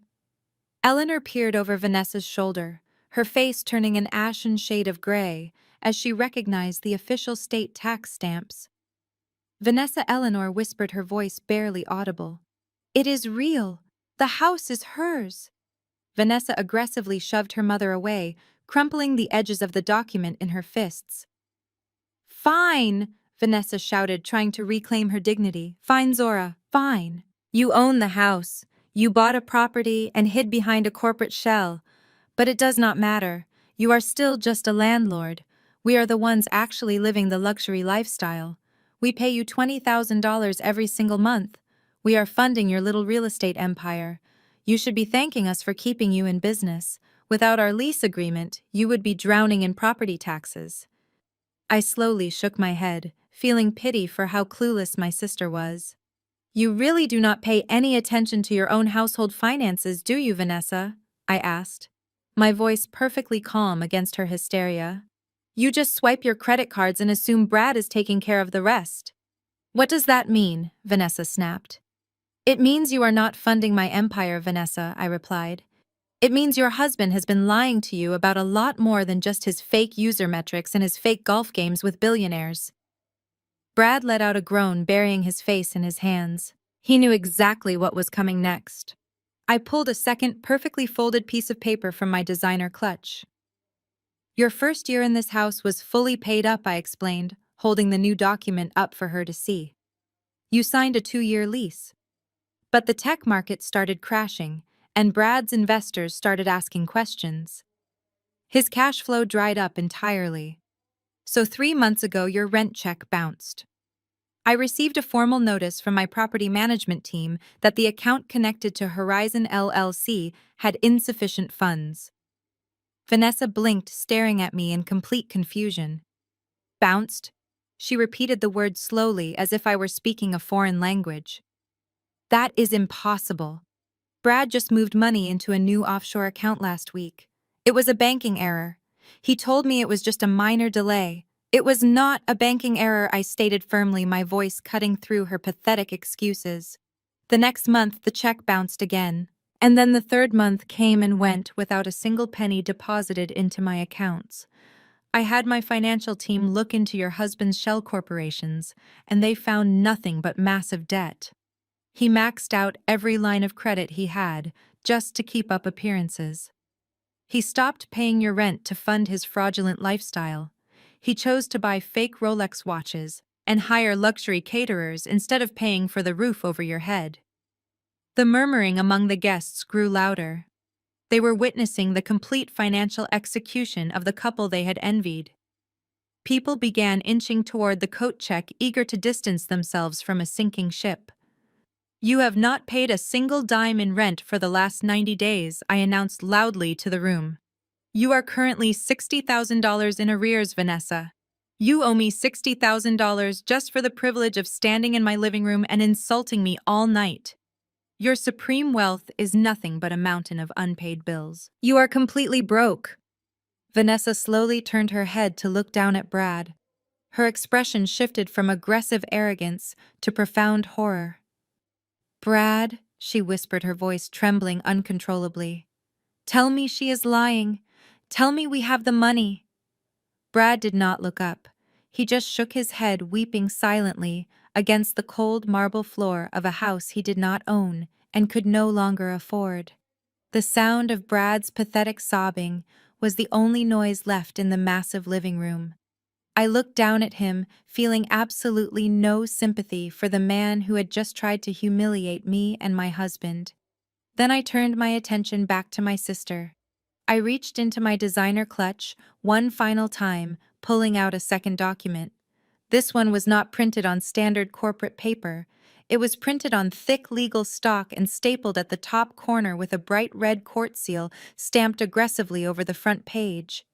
I held it out toward Vanessa. She flinched physically, backing away from the paper as if it were coated in poison. She refused to take it, so I let it drop from my hand. It fluttered down, landing directly on top of Brad's shoulder before sliding onto the floor next to the shattered crystal champagne glass. "What is that?" Vanessa whispered, her voice trembling so badly I could barely hear her. "That is a court-ordered eviction notice," I stated, my voice loud enough for the remaining guests to hear. "I filed the paperwork 3 weeks ago when the second check bounced, but the judge officially signed off on it yesterday morning." "You cannot do that!" Vanessa shrieked, suddenly finding her voice again. "You cannot just throw people out on the street. We have tenant rights, Zora. It takes months to evict someone in this state. You have to give us a 30-day notice. I know the law. You know the standard law for residential tenants," I corrected her smoothly. "But you did not sign a standard residential lease, Vanessa. You signed a luxury corporate lease, and you violated a very specific clause in that contract tonight." She stared at me, her chest heaving as panic completely consumed her. "What clause?" she gasped. "The commercial event clause," I explained, taking a slow step forward, forcing her to back up until she hit the edge of the kitchen island. "You are currently hosting a massive catered party with over 50 guests, serving alcohol without a permit, and acting as a commercial networking event for your husband's fraudulent tech company. You did all of this while being $60,000 in severe default on your rent." When my lawyers presented that fact to the judge, along with the evidence of Brad's empty shell corporations, the judge granted an expedited emergency eviction. Eleanor let out a sharp gasp, pressing her hands against her chest. "Zora, you are going to make your sister homeless on New Year's Eve. How can you be so cruel?" "She made herself homeless, Mother," I replied without looking away from Vanessa. "I am just the person holding the door open for her on the way out." I pointed down at the red stamped paper on the floor. "The local police precinct received their copy of that notice at 4 o'clock this afternoon. They are currently on standby. The only reason a squad car is not parked in the driveway right now is because I asked the authorities for a small professional courtesy. I told them I would deliver the notice personally so as not to cause a public scene during your holiday gathering." Vanessa looked around the room. The party was entirely dead. The wealthy elite of the city were not known for their loyalty. They were known for their self-preservation. I watched the CEO of a major retail chain grab his wife's arm and hustle her out the front door, without even a backward glance. The women who had been complimenting Vanessa's dress just an hour ago were now whispering frantically to each other as they grabbed their mink coats. They looked at Vanessa not with pity, but with intense social revulsion. She was no longer one of them. She was a liability. The caterers were quietly packing up the silver platters of caviar and slipping out the back door, leaving the opulent spread untouched. Vanessa dropped to her knees right next to Brad. She looked up at me, her perfectly styled blonde hair falling wildly into her tear-streaked face. "Zora, please," she begged, her voice cracking into a pathetic whimper. "You cannot do this to me. We have nowhere to go. All of our money is tied up in Brad's company. My credit cards are maxed out. We cannot even afford to rent a hotel room tonight. Please just give us a week to figure things out. We are blood, Zora. You cannot throw your own sister out onto the street in the dead of winter." I looked down at her, feeling a profound sense of closure. "You were perfectly fine with me being broke and alone, Vanessa," I reminded her coldly. You were perfectly fine with laughing at me insulting my husband and ordering me to leave your house just 10 minutes ago. You demanded that I pay you $10,000 just to stand in a house that I actually own. So do not try to weaponize our blood now that the tables have turned. Your arrogance wrote a check that your bank account could not cash. You have exactly 24 hours to vacate the premises. I told her, my voice dropping to a cold, authoritative tone. You have until midnight tomorrow to pack up your designer clothes, your luxury shoes, and whatever cheap furniture you actually own. Leave the keys on the kitchen counter. If you or your husband are found anywhere on this property at 1 minute past midnight, the police will arrive. They will not ask questions, and they will not listen to your excuses. They will simply escort both of you off my estate in handcuffs. Vanessa clamped her hands over her ears, squeezing her eyes shut, as if that would make my words disappear. This is a nightmare, she sobbed. No, Vanessa, I said softly. This is reality. The nightmare begins tomorrow when you wake up and realize you have absolutely nowhere to go. Vanessa buried her face in her hands, sobbing uncontrollably against the cold marble floor. The sound of her despair echoed in the massive room, but the most shocking reaction did not come from her or Brad. It came from the woman standing just a few feet away. My mother Eleanor stood perfectly still for a long moment. I watched her eyes dart from the eviction notice on the floor to the shattered champagne glass, and finally to the pathetic weeping forms of her golden child and her perfect son-in-law. I could practically see the gears turning in her head. Eleanor was a survivalist in the most parasitic sense of the word. She had spent her entire life attaching herself to whoever had the most money and the highest social standing. For years, that person had been Brad. But now Brad was a bankrupt fraud facing federal prison, and Vanessa was a broke tenant about to be thrown out onto the street. The gravy train had violently derailed. In a matter of seconds, Eleanor made her choice. She physically took a step back away from Vanessa as if poverty and failure were contagious diseases. She smoothed down the front of her expensive designer dress, took a deep breath, and completely transformed her face.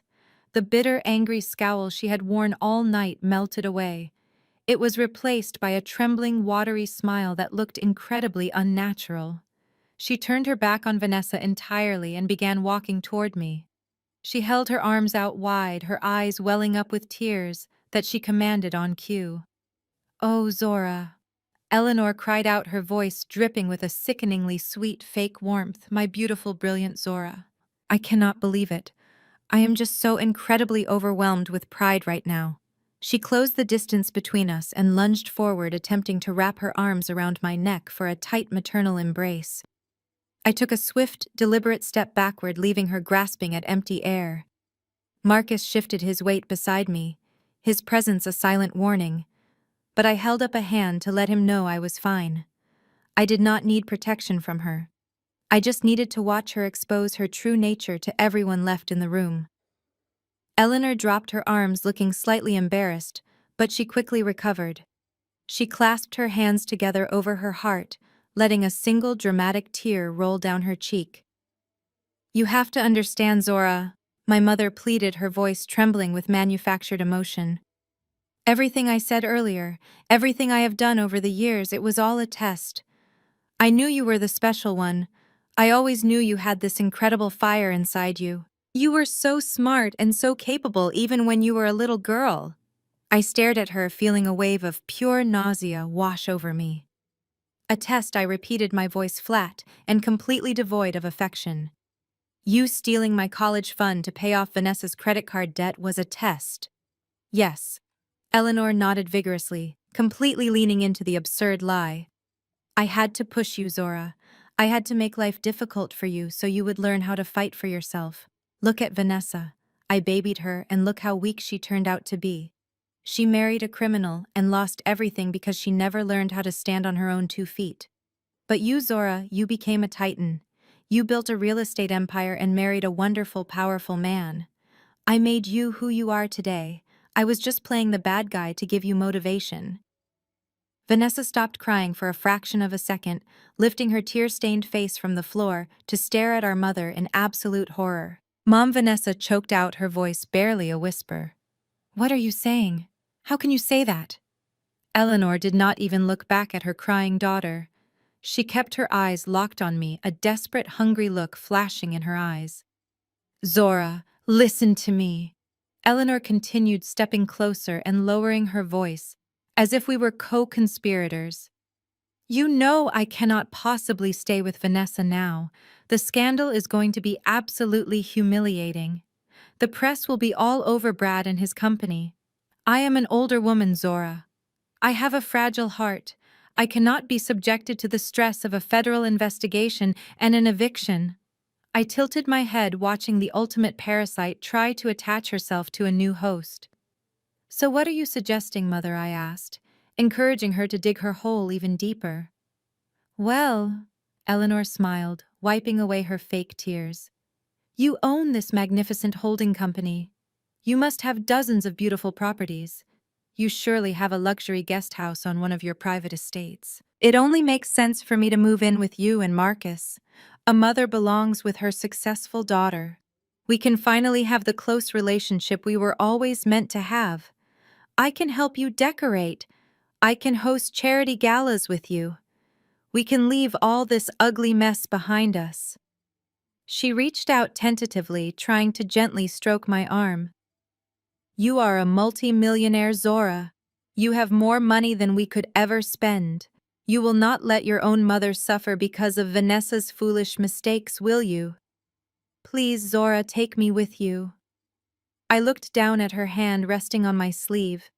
I felt no anger anymore. I only felt a cold, clinical disgust for the woman who had birthed me. I slowly reached over and grabbed her wrist, lifting her hand off my arm and dropping it back to her side. I slowly reached over and grabbed her wrist, lifting her hand off my arm and dropping it back to her side.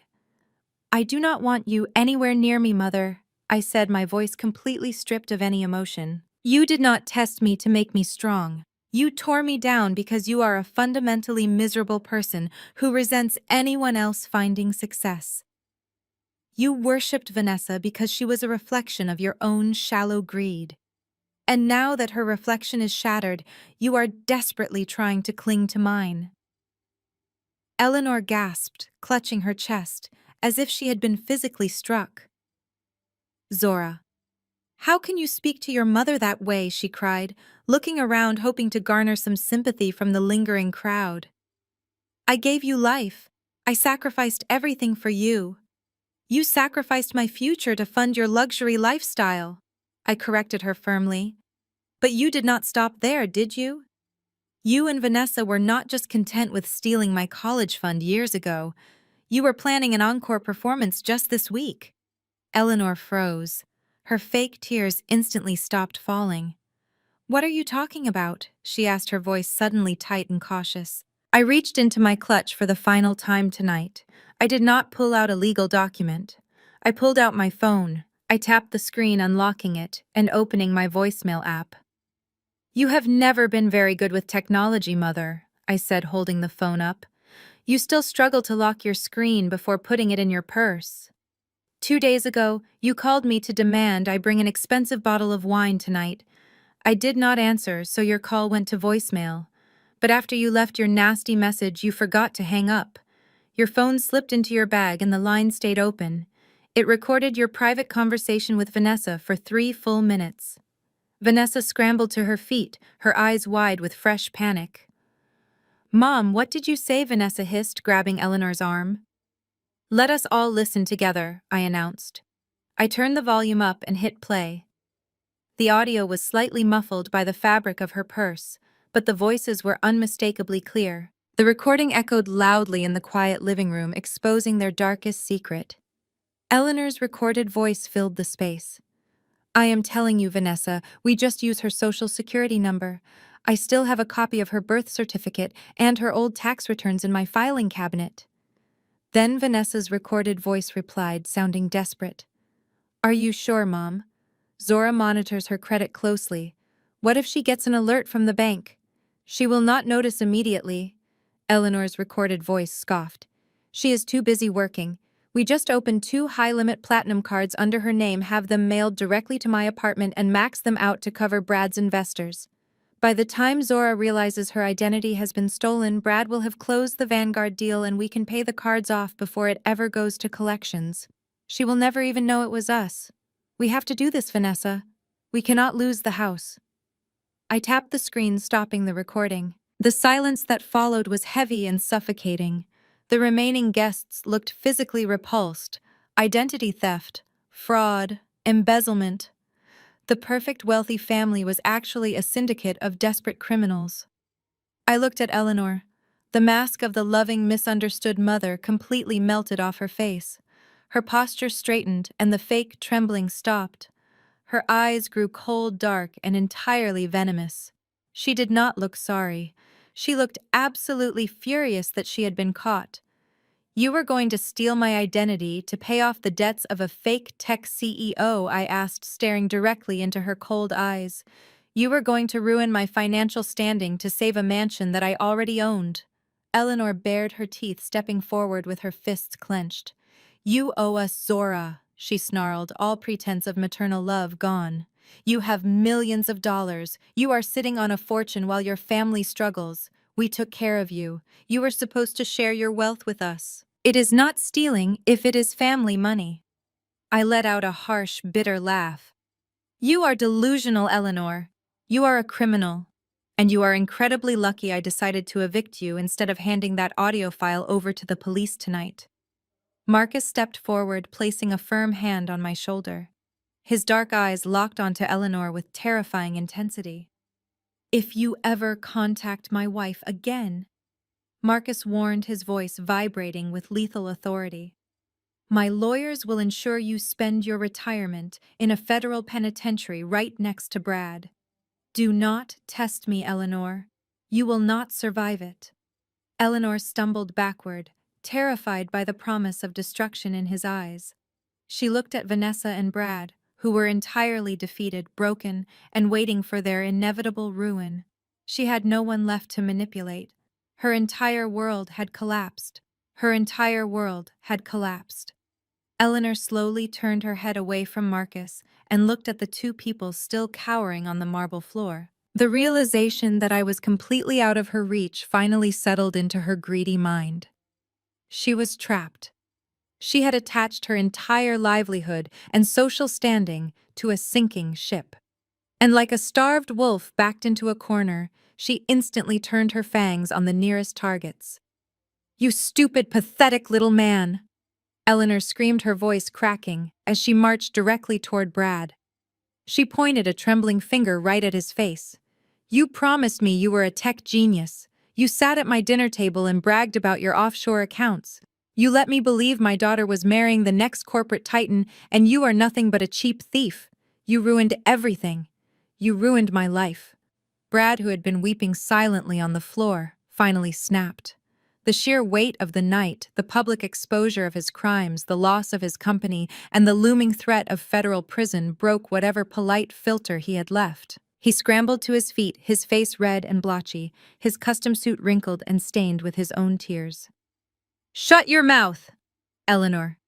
Brad roared back at her, stepping forward so aggressively that my mother actually flinched. Do not you dare stand there and act like a victim tonight. You knew exactly what kind of game we were playing. You loved the money. You loved spending my cash at your elite country club and bragging to your snobby friends about my startup. You never once asked where the money came from, as long as I kept paying for your luxury vacations to Aspen. You are a parasite, Eleanor. Vanessa gasped, pushing herself off the floor.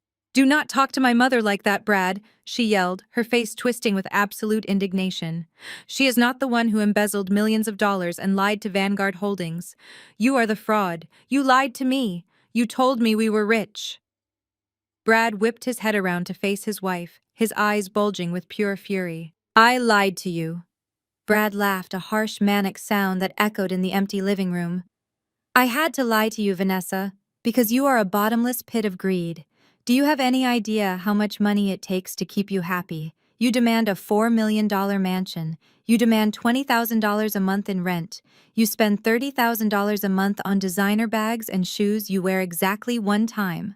You insisted on throwing an $80,000 New Year's Eve party just to impress people who do not even like you. I stole that money for you.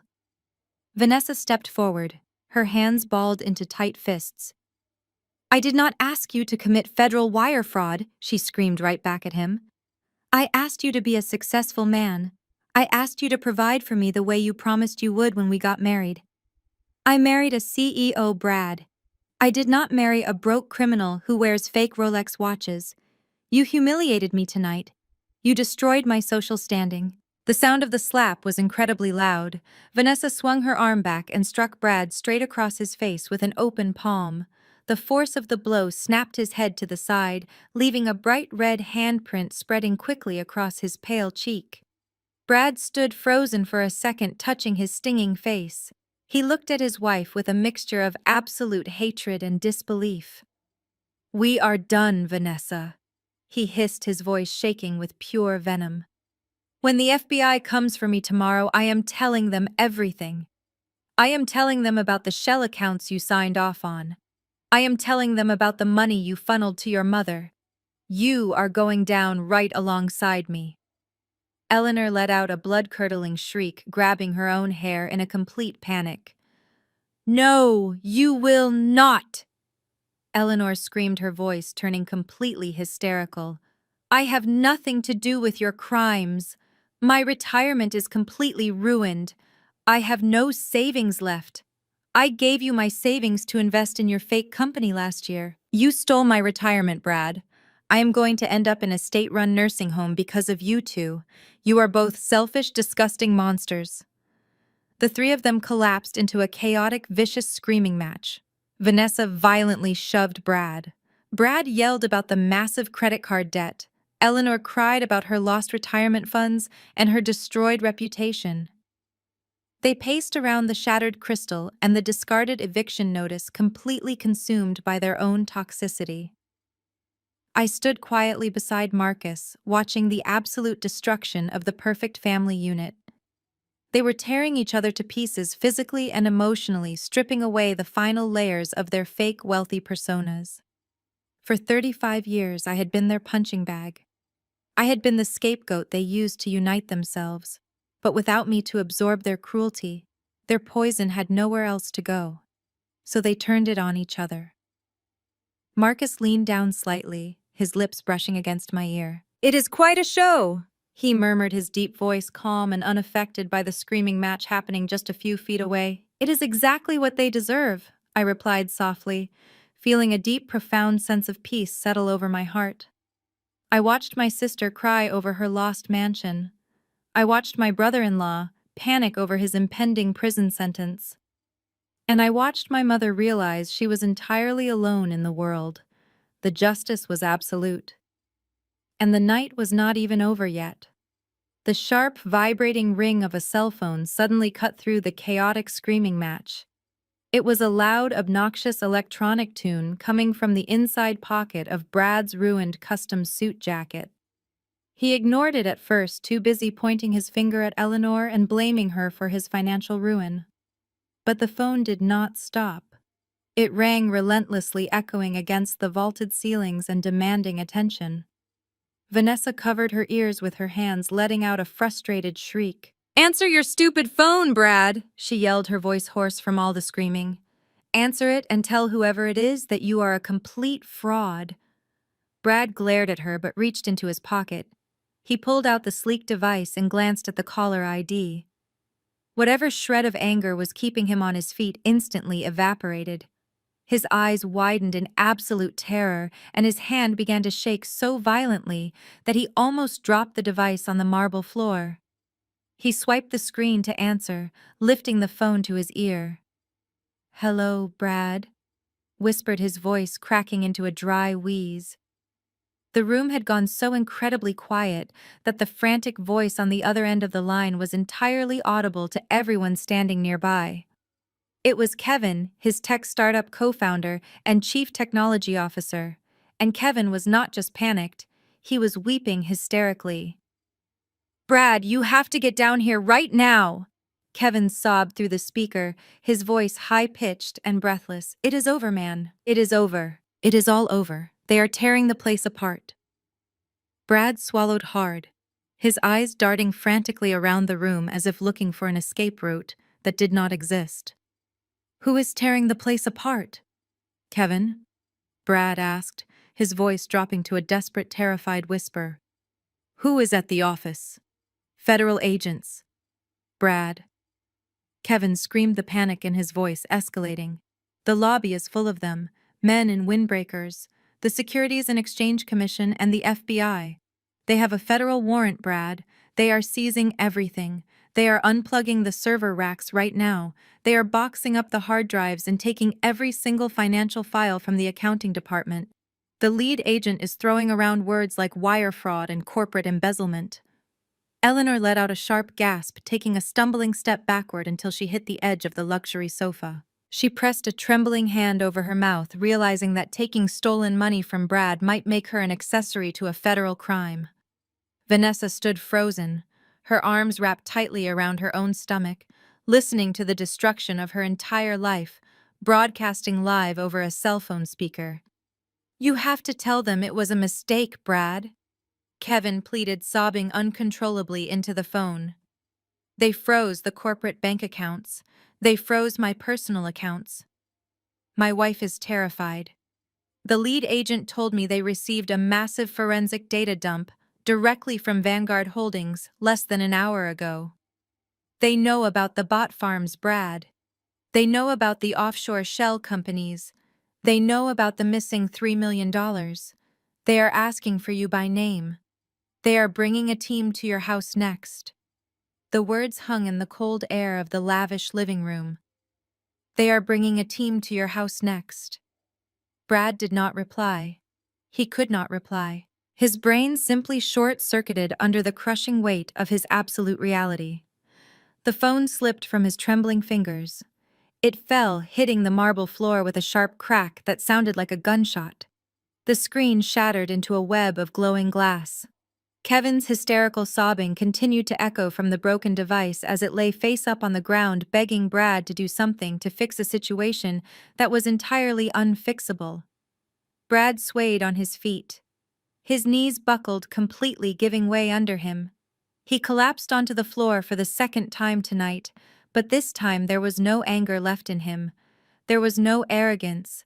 There was only the hollow, empty shell of a man who had built his entire identity on a mountain of lies and was now watching that mountain collapse directly on top of him. He curled inward, wrapping his arms around his knees and pressing his forehead against the cold stone floor. He began to rock back and forth, letting out a low, guttural moan of pure despair. It was the sound of a man watching the gates of federal prisons swing wide open to welcome him. Vanessa stared down at the pathetic, broken man on the floor. The husband she had bragged about, the tech genius she had used to belittle me all my life, was now reduced to a whimpering mess waiting for the FBI to arrive and place him in handcuffs. She did not kneel down to comfort him. She did not reach out to hold his hand. She just stood there, looking at him with absolute disgust and profound terror. I watched the scene unfold with Marcus standing firmly by my side. He had delivered exactly what he promised. Vanguard Holdings did not just decline a bad investment, they amputated a cancerous fraud from the financial ecosystem, and they did it with ruthless efficiency. The fake empire was completely dismantled, and the authorities were already on their way.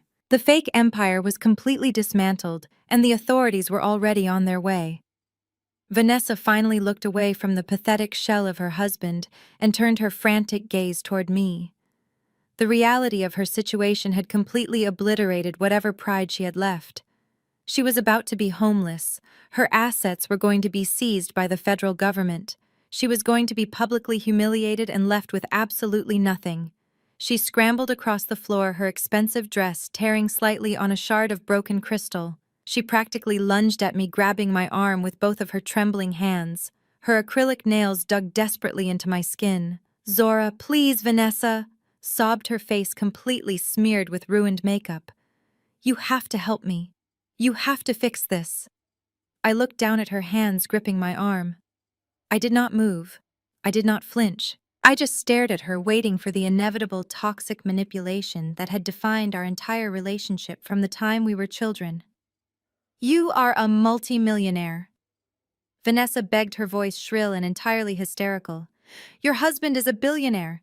You can afford to pay off Brad's debts. You have more money than you could ever spend.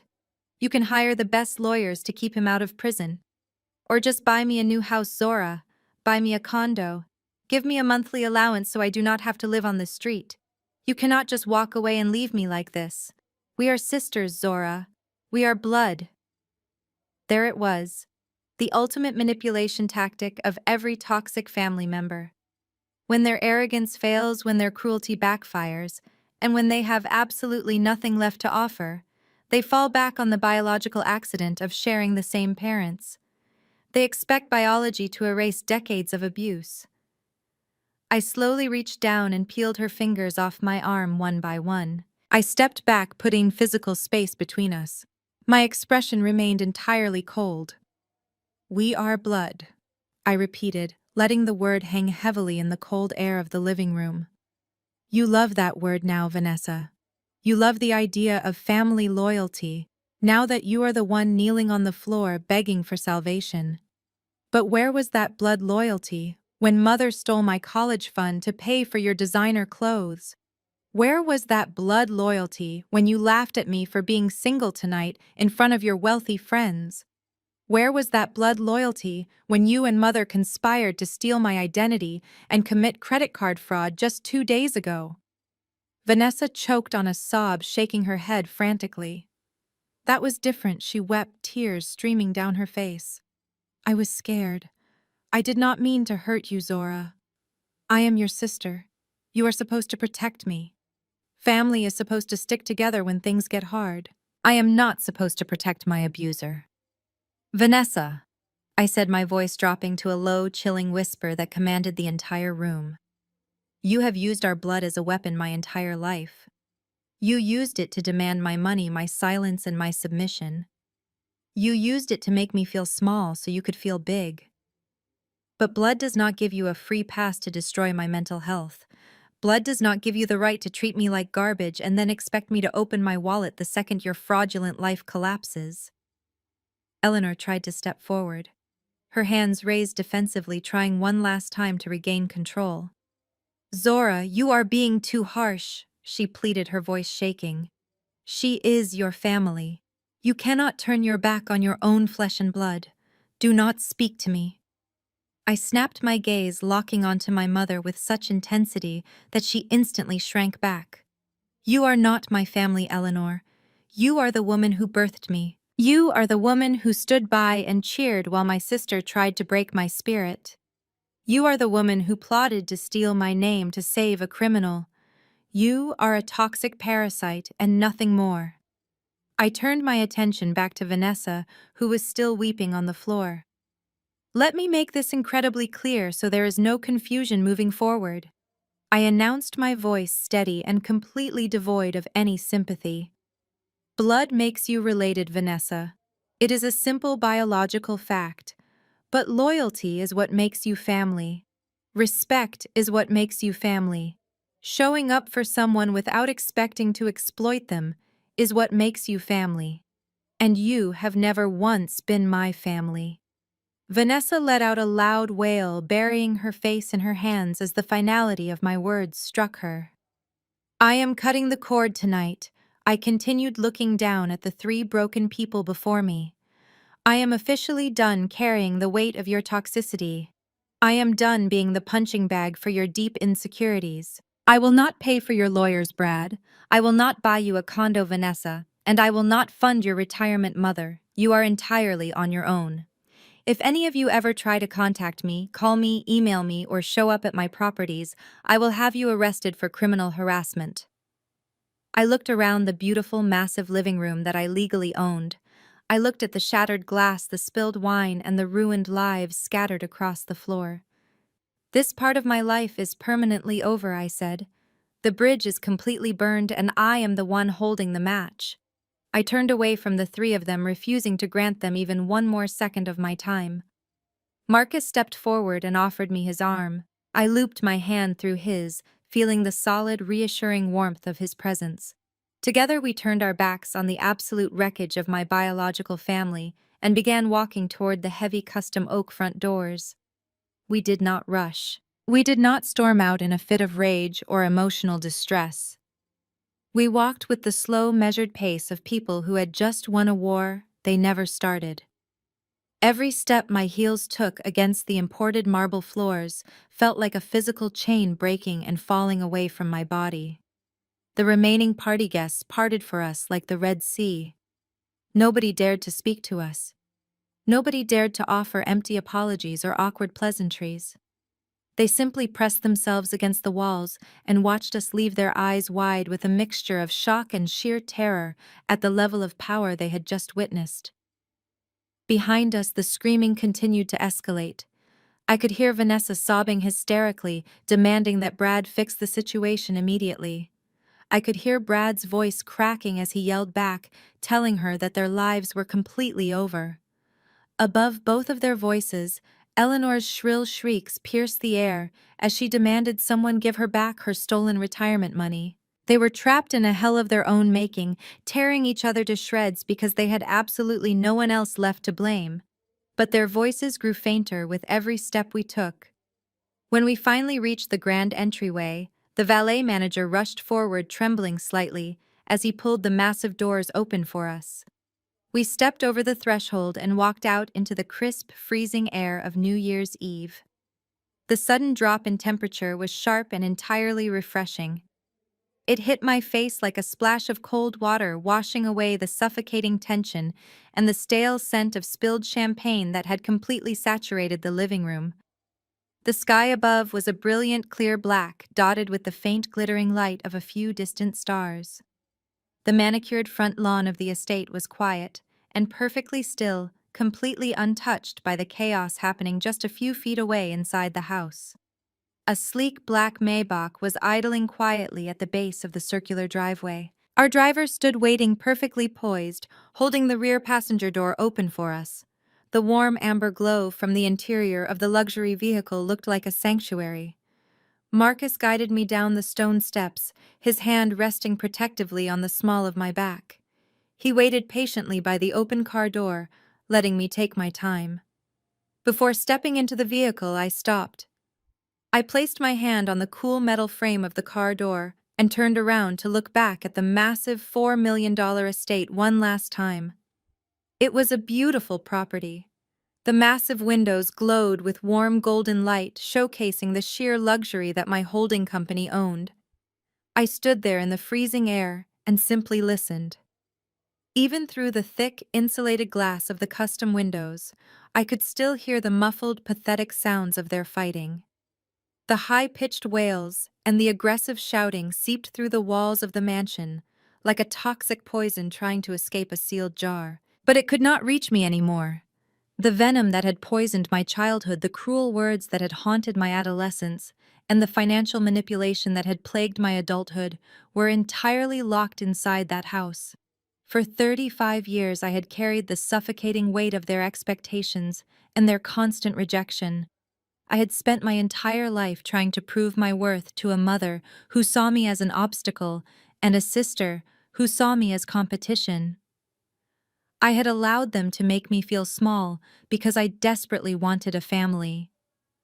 But standing in the driveway, listening to the absolute collapse of their fraudulent empire, I realized I did not need them.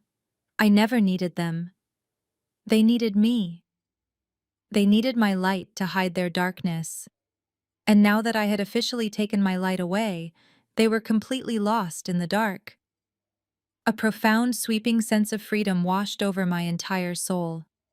My chest felt incredibly light. I took a deep breath of the freezing winter air, filling my lungs with the clean, crisp reality of my new life. I was completely safe. I was incredibly successful. And I was finally truly free. I turned away from the house and slid into the soft leather seat of the Maybach. Marcus climbed in right after me, and the driver gently closed the heavy door, shutting out the cold and the noise entirely. Marcus reached across the center console and took my hand, weaving his fingers tightly through mine. "Are you all right?" he asked, his voice a low, comforting rumble in the quiet cabin of the car. I looked at my husband, feeling a genuine smile spread across my face. I have never been better, I replied. Let us go home. The Maybach glided smoothly down the long driveway, leaving the estate and the toxic wreckage of my past completely behind us in the dark.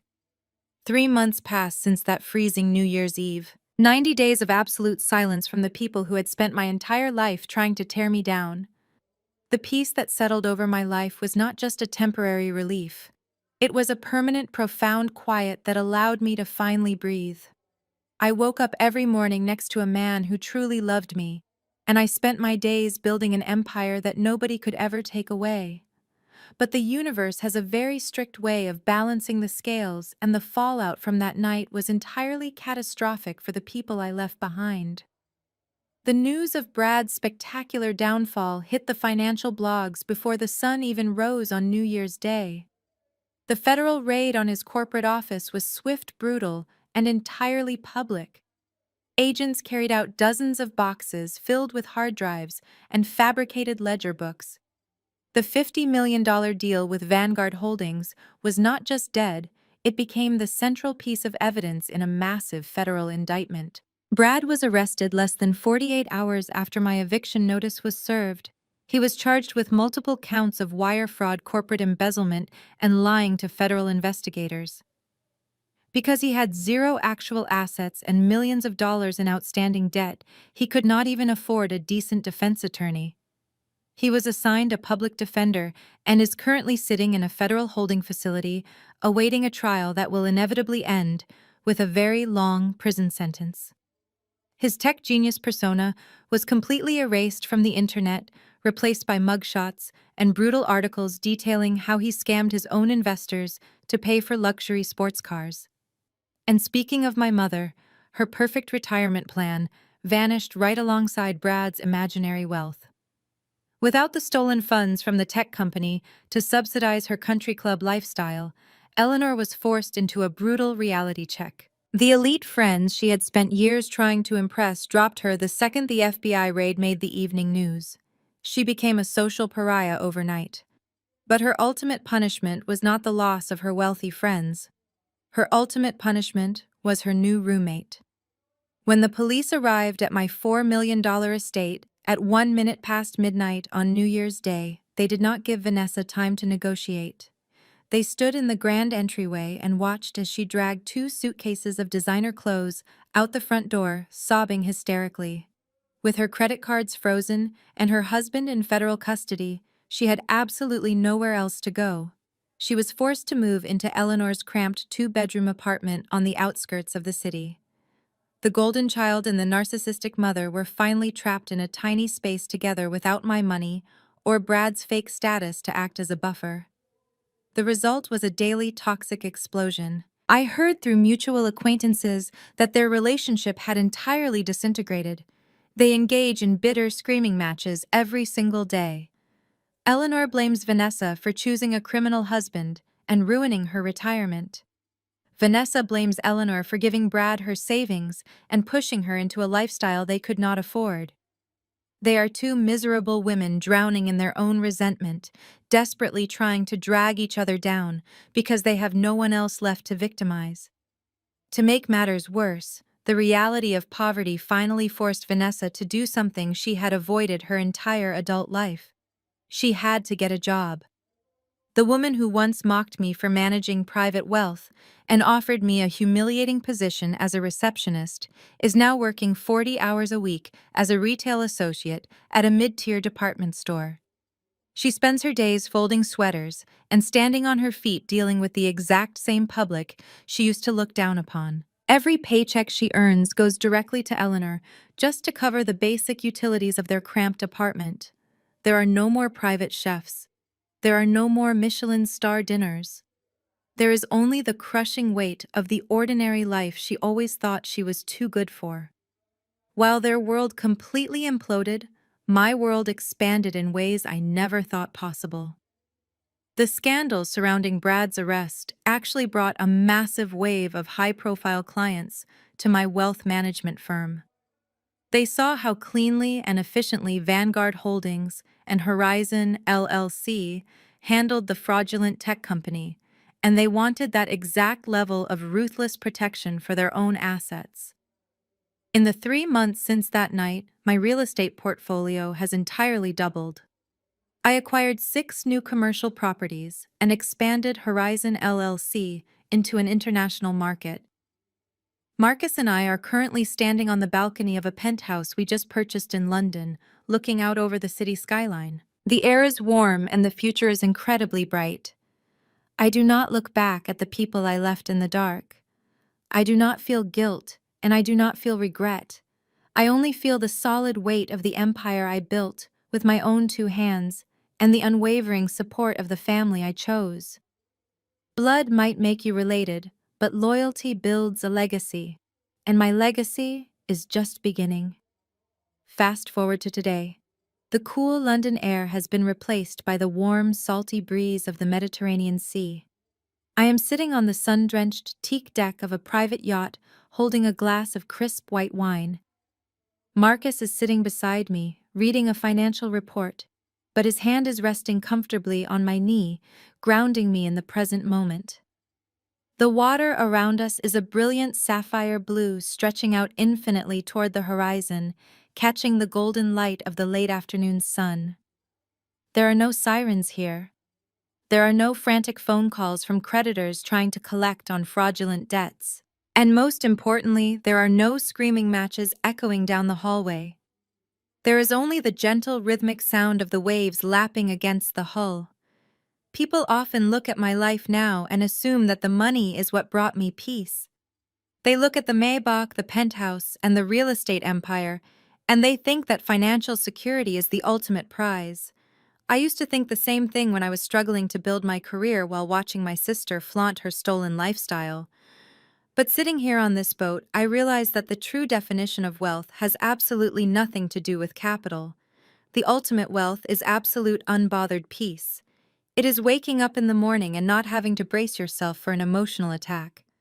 It is the profound luxury of a quiet mind and a safe home. My bank accounts have never been fuller, but the richest I have ever felt was the exact moment I walked out of that mansion and left my mother and sister in the wreckage of their own lies. Shedding toxic family members is the greatest investment you will ever make in your own life. The return on investment is your sanity, your self-worth, and your absolute freedom. Society constantly conditions us to tolerate abuse as long as it comes from someone who shares our last name. We are told to forgive and forget. We are pressured to keep the peace at family gatherings, even if it means going to war with our own mental health. You are handed this invisible script the day you are born that says you owe your parents your unquestioning obedience and you owe your siblings your endless grace. But that is a toxic lie designed to keep you trapped in a cycle of manipulation. You do not owe your abusers your future. You do not owe someone a seat at your table just because they happen to be in the same bloodline. If a stranger or a coworker treated you the way your toxic family treats you, you would have cut them off years ago. Biology is never an excuse for cruelty.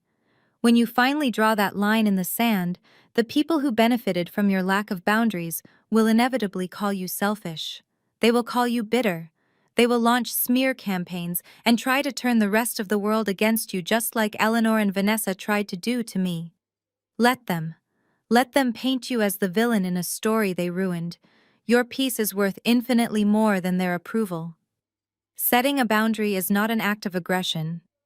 It is an act of radical self-preservation.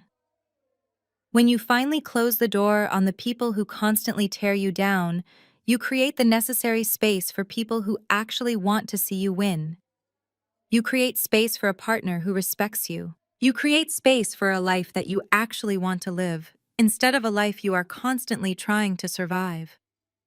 So, if you are listening to this right now and you are hesitating to block that phone number, or you are dreading the next holiday dinner, because you know the severe emotional toll it will take, please hear this. You have permission to walk away. You have the fundamental right to protect your peace. You are not a bad daughter, a bad son, or a bad sibling for refusing to be an emotional punching bag.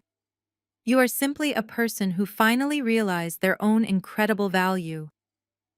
The exact moment you stop shrinking to fit into their dysfunctional dynamic is the moment you start growing into the powerful person you were always meant to be. I want to hear from you now. This journey of walking away can feel incredibly lonely when you are in the middle of the storm, but I promise you are not alone. Have you ever had to make the difficult decision to cut off a toxic family member? What was the final breaking point that made you realize you had to walk away? And more importantly, how has your life changed since you reclaimed your peace and your power? Drop your stories in the comments below. Let us build a community of people who chose themselves over toxic loyalty. Share your experiences because your survival story might be the exact motivation someone else needs to finally walk out their own front door. Thank you so much for listening to my story. Stay strong, protect your peace, and never apologize for knowing your worth. The most profound takeaway from Zora's journey is that biological ties do not obligate you to endure psychological abuse. Society often pushes the narrative that family is everything, conditioning us to tolerate manipulation, disrespect, and cruelty simply because we share genetics with our abusers. Zora's story shatters this dangerous myth, teaching us that blood merely makes you related, but consistent respect, care, and loyalty are what actually make you family. Walking away from toxic relatives is rarely easy. It requires confronting the deep guilt instilled by years of gaslighting and accepting that you will likely be painted as the villain in their false narrative. Eleanor, Vanessa, and Brad built their fragile egos by using Zora as a permanent scapegoat. When she finally reclaimed her power and enforced her legal and emotional boundaries, their entire parasitic system collapsed. This perfectly illustrates a vital truth: when you stop shrinking to accommodate dysfunction, you strip toxic people of their power over you. Setting these boundaries is never an act of malice. It is a necessary act of radical self-preservation. Ultimately, this narrative highlights that true wealth is not defined by designer clothes, rented mansions, or elite social status, built on a mountain of lies. The highest, most sustainable form of wealth is absolute unbothered peace. It is the quiet freedom of waking up in a safe, loving environment, surrounded only by people who actively celebrate your light instead of trying to extinguish it to hide their own darkness. You owe yourself the profound luxury of that peace, even if it means permanently leaving certain people behind in the wreckage of their own making. Evaluate the relationships in your own life today, and take the brave step of setting firm boundaries with anyone who consistently drains your peace.